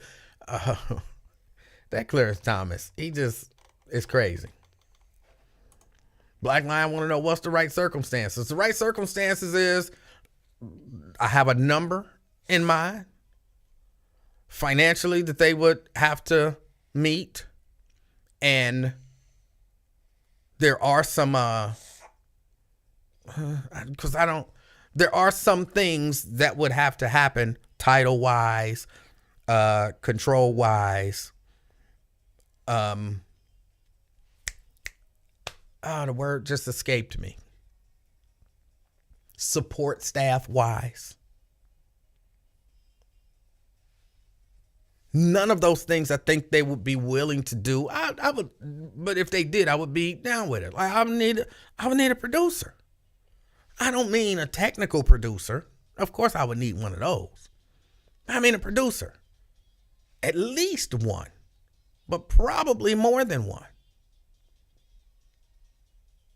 I would need the ability to, along with my producers, dictate what to talk about. I would need to be able to know I could do my show the way I want to do my show. I don't have to, there's no company line that I have to go along with. If I don't agree with somebody politically, I got a right to say that without consequences. You know what I'm saying? Just simple stuff. They would know. But I have a number, and there are certain circumstances that would have to be met, which I don't think is going to happen. But I would be open to talk about it. What if the bus said you had to be friends with the white nationalist callers? That's a deal breaker. That's a deal breaker. At least one producer and 3 assistants. I mean, at least one producer. Like,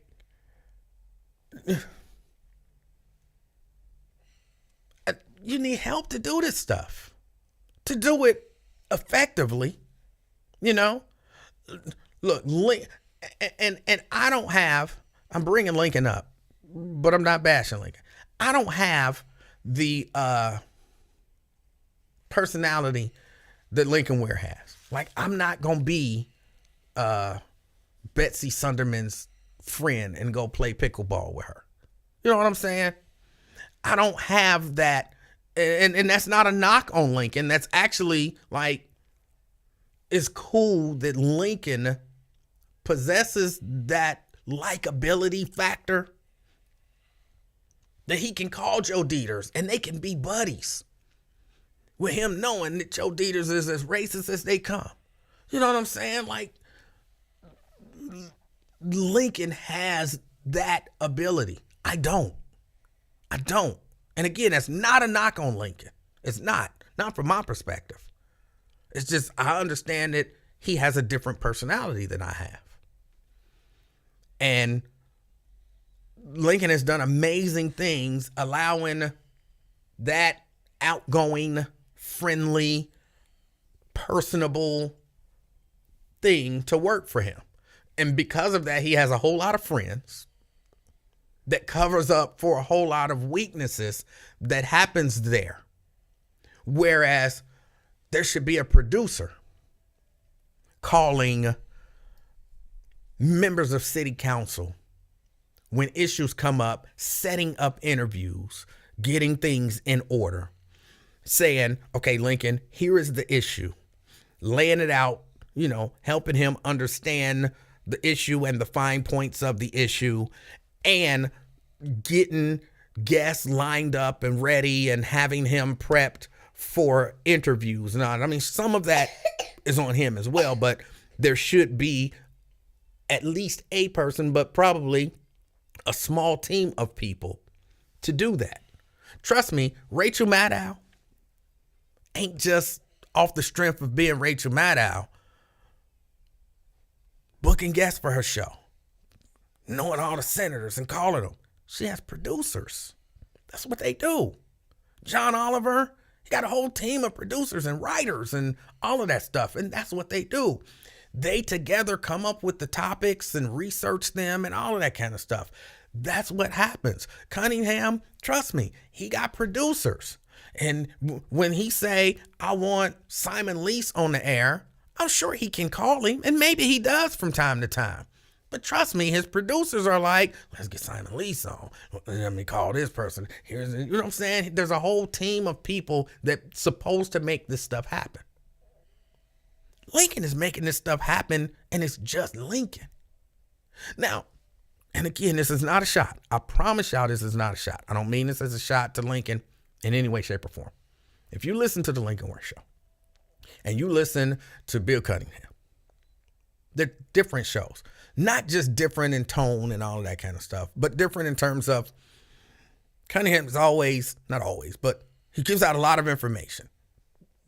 He's doing that conservative spin thing, but it's very information focused. He's going to have guests on. They're going to be talking about relevant topics and trying to convince their audience that things should be done and to motivate their base to view things with their worldview. That's just, but if you listen to Lincoln, he'll be talking about stuff, but it'll be more of, should this happen? No, I think so and so, but I don't know. What do you think? Oh, this happened. Well, what is city council going to do about this? I don't know. Let's see if we can get somebody on. But here's what I think. What do you think? It's two totally different, but it's not just different because Lincoln doesn't have the mental capacity of a Bill Cunningham. It's different because he doesn't have the team behind him putting everything together like a Bill Cunningham has a whole team behind him lining up guests and getting topics together and prepared and all of that kind of stuff. There's a whole lot that goes into doing it that way on that level that Lincoln just does not have the support staff to do. I would need that support staff. I would need to be able to do what I want to do the way I want to do it. Still be, me, but just be me on another level where the people can't say, well, I'm not going on his show. No, you really ain't got no choice. Because I got producers and we got all this stuff laid out and you can't avoid me.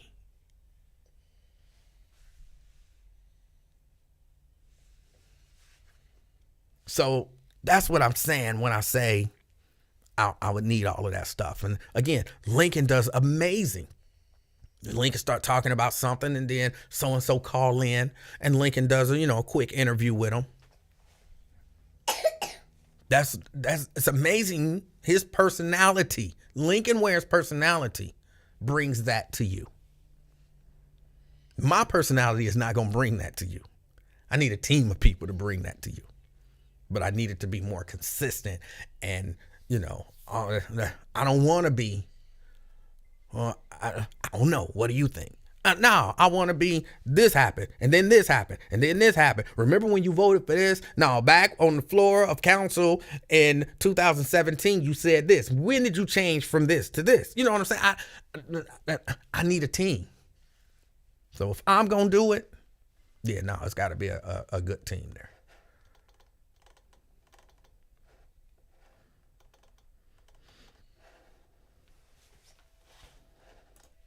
Would you be willing to compromise, or it's either they do what you want or it's a flat no? It's either they do what I want or it's a flat no. I mean, compromise. I said, well, we can't give you a producer, but what? But what? No, if I'm not setting up for success, no. If they say, okay, here is your number, we can get close to that number. How close can we get to that number? Sure, negotiation is negotiation. But if they we can't set you up for success, I'm not stepping in just to be mediocre. No.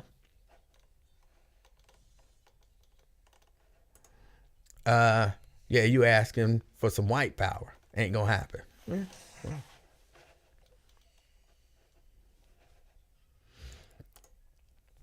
I would go down there and meet with them and have a conversation about it, but I'm sure you'll have it up for me. Wait a minute. Are you saying the hosts don't have their own political beliefs? They do, but there are times when, this is a true story, and I think we even mentioned it on the air when it happened. I was supposed to interview Sherrod Brown, Senator Sherrod Brown. Interview was all scheduled, but it wasn't through, like I said, how, producers and blah, blah, blah. It was through, we're running this ad piece and we want Senator Sherrod Brown, who's a part of whatever it is that we're trying to do, to be able to come on and basically get a softball interview to push this piece that we're trying to do. So I'm not sure who asked for me to do the interview, but the way the interview was presented to me was, you're going to interview Senator Sherrod Brown. I forget politically exactly what was going on, but of course I was going to ask questions. So I'm preparing. You know what I'm saying? I want to be able to, come in. And again, I don't have a team, so I'm preparing. And then the way it was presented to me was, okay, you're going to do this interview, but you got to be nice. What do you mean I got to be nice? You got to be nice. So I don't know what that means. I'm never not nice. I'm going to be, here's what I'll tell you I'll be. And this is exactly what I said to him. I'll be professional. What does that mean? It means I'll be professional. I mean, I'm not going to be cussing the dude out or nothing like that. Or, you know what I'm saying? I ain't got no beef with Sherrod Brown. But I'm going to be professional. I'm not going to be nice. Whatever nice means. I'm not going to be nice. But I'm going to be professional. So what, you're going to be, I'm going to conduct a professional interview with a senator. That's what I mean. Okay. And then they came back to me later and said, okay, the interview is canceled. He's going to go on Lincoln Ware's show. Don't worry about it. Why would the interview get bumped from me? Well, Lincoln promised to be nice. What does that even mean? You mean I can't challenge him if he says things that aren't true, or I can't ask him questions about things that, it's a senator. We got questions. Don't worry about it. Lincoln's going to be nice. So I didn't get the interview. So are they allowed to have your own political beliefs? Sure. But there are certain times when you just got to be nice. I'm not that guy. And again, I had no beef with Sherrod. I didn't plan on getting on the phone with Senator Brown and be like, hey, Ian, the F y'all doing up there? You know what I'm saying? No, I was just going to do a regular old, let him say the things that he had to say. And then, of course, okay, yeah, this wasn't what it was about. It just popped into my head. All right, thanks for that information about the 513 bus. Now let me ask you about what's going on right here with this indictment of Donald Trump. Where are you on this? Do you believe that this was an overreach from the Manhattan DA? Or do you believe that you know what I'm saying? Not necessarily that definitely wasn't what was going on, but I would have transitioned to what was actually going on, because I got a senator on the line. I got some questions. I got questions. So, yeah.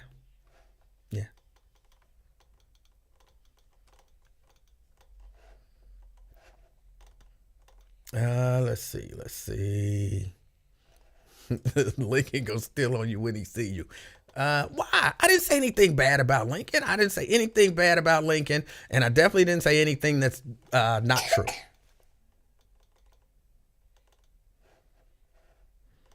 Nothing bad and nothing that's not true. I thought Lincoln Ware was the man of power. Well, I mean, I'm just saying he doesn't have a team. That's what I'm saying. Like, I'm really giving Lincoln props. He doesn't have a team, whereas he should have a team. This man been doing this for 50 years. He should be able to rely on a team to help. Would he fight his team? Yes. Don't matter, though. He should have a team.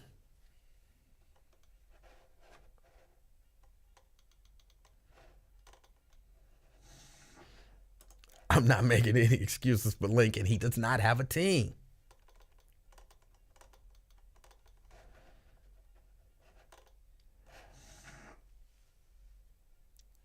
I swear I noticed that a long time ago, the way that Lincoln fussed at Raven for not paying attention. You would never hear that on 700.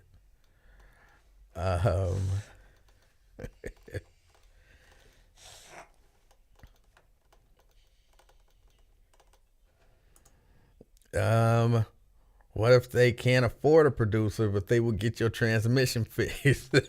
You a hater. Why you such a hater, man? I don't understand. But again, I'm not taking a shot at Lincoln. I think Lincoln does an amazing job at what Lincoln Ware does, but he don't have a team.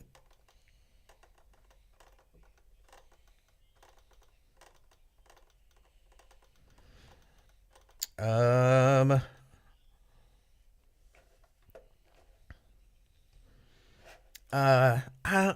don't know about that. I mean, again, a part of it is Lincoln Ware's personality. And I don't know where I got the rap. I remember I interviewed, it was a really brief interview. Hamilton County Commissioner, why can't I think of her name? The sister, I don't know why I can't think of her name, but you know who I'm talking about. Not the one, but the other one. And when I finished the interview, because for whatever reason right now I'm drawing a blank on both of their names. But not the 513 bus, but the other one. And it's not important right now. But I did an interview with her, and when the interview was done, she said to me, I think she said it on the air, like, that's it? And I was like, yeah. And she was like, oh, I was told, or I heard that this was going to be a rough interview. This wasn't rough. You just asked basic questions. And I was thinking, where did you hear that it was going to be a rough interview? Where did I get that reputation? I haven't interviewed enough people for people to be like, oh, he's such a disrespectful, rude, rough, tough interviewer. I ask questions and allow people to answer, and if need be, I follow up or I challenge things that I know to not be true or believe to not be true or that don't make sense to me. But I was told that this was going to be such a rough interview. Like, that wasn't bad at all. And I'm like, where did I get that reputation? I have no idea. But Lincoln doesn't have that reputation. Am I still starting a gun club? That's the plan.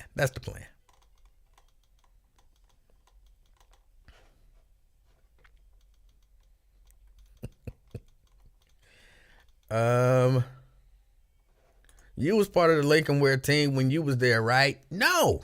Well, yes and no. For a minute at a time, I would mine stories for Lincoln. And Lincoln and I would sit in his office probably about an hour or so before the show. And I would go over stories with him. And a number of them he already had. But, two sets of eyes looking for different things in the news can find different things. And so I would bring things that he hadn't seen.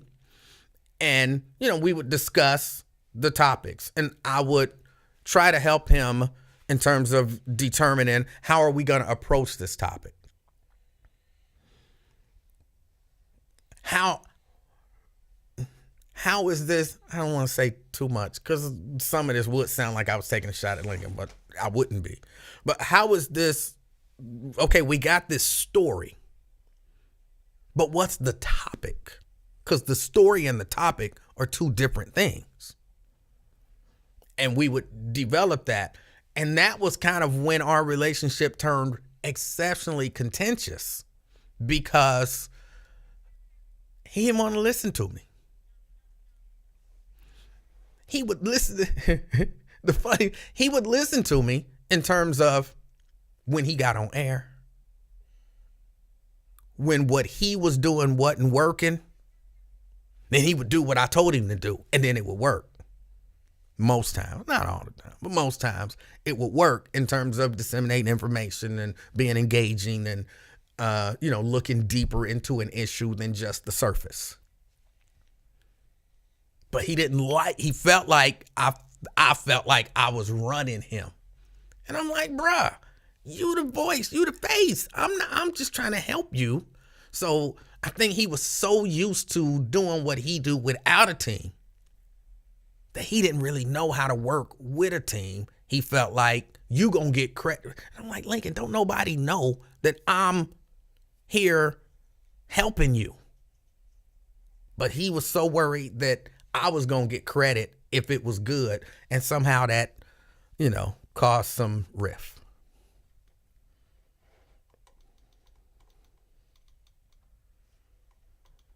Thank you. Dumas. Yes. And who's the other one? Alicia Reese. Can you believe I forgot the name Alicia Reese? But it was Stephanie Summerall Dumas.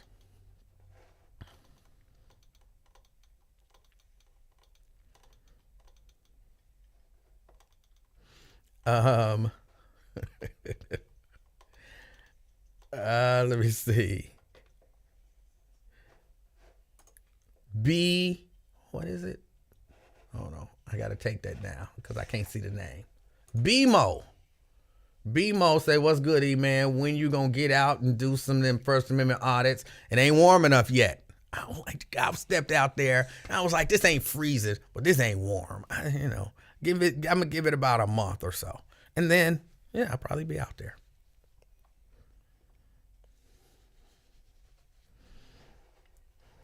But he Lincoln does an amazing job without a team.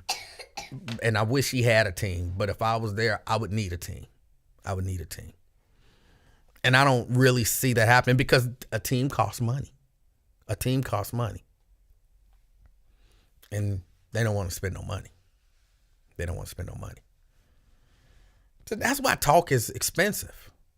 Talk is an expensive format because in order to do it right, you need a team of people who's going to do the producing and all of that kind of stuff. Somebody to find stories, to know what's going on, to be able to get contact guests, to schedule a show so that it makes sense and put everything in the right order, and to help the host do what they do. So you need a nice team for that. And then you need a team of people to sell it, who believe in it. And that's one of the other issues that was always going on behind the scenes at the radio station, is there was no one to sell it who actually believed in it. Like they were there trying to sell it, but they didn't believe in it. The people who were selling, Joe Sears believed in it. He was an older African-American man who used to work there at sales. We've had one or two who believed in it. But for the most part, a lot of the people who have worked in sales was like, I don't know if I really believe in this. And I would actually hear, and this is not made up, I'm not lying, and none of that. I would actually hear some of the salespeople, people would legit call in and say, I want to advertise on the buzz. And the salespeople would say, your money would be much better spent advertising on the Wiz. And we'll just give you the buzz for free. But I don't want to advertise on the Wiz. I want to advertise on the buzz. Well, and I've heard them turn down money. Because, they work, what do you call it when you sell? Commission. They work on some of them, most of them, get a lot of money from commission. And so if you ain't spending that kind of money, you ain't worth their time. So they like, well, if you don't really want to buy the Wiz, and this is all the money you got in terms of a budget, we good. I'm like, but that's money that could be on our books on the buzz. That's money. But you want to sell the Wiz and give away the buzz. Or sell OSL and give away the buzz. That was a super frustrating thing. And I sat for a time in the area where the salespeople sat. So I would hear these conversations going on repeatedly. People turning down, and then they'd be, well, but no one wants to advertise on the buzz. And I'd be like, yes, they do. But you said no. You turned them down. I would actually say that when I would hear them say that, because the truth ain't never hurt nobody. Well, that's not true, but I would say it. So, yeah, no, there's just the things that would have to happen. The things that would have to happen. I don't see it happening, so. But if it happened, I would love to go back and do like a really good talk show. Like a really good, top-notch, top-level talk show for black people in Cincinnati. Oh, my goodness. I would love it. Jason says, did you resolve all the issues with the press? I believe I did. Like I told the people, see, you was late. I told the people, when I say peace, I'm headed straight. Now, this might not be true anymore because I did get a message that her dad is going to be a little late. But when I hang up or disconnect, when I end this stream tonight, those shirts will be printed tonight, unless something goes horribly wrong. And then tomorrow morning, they will be printed. So,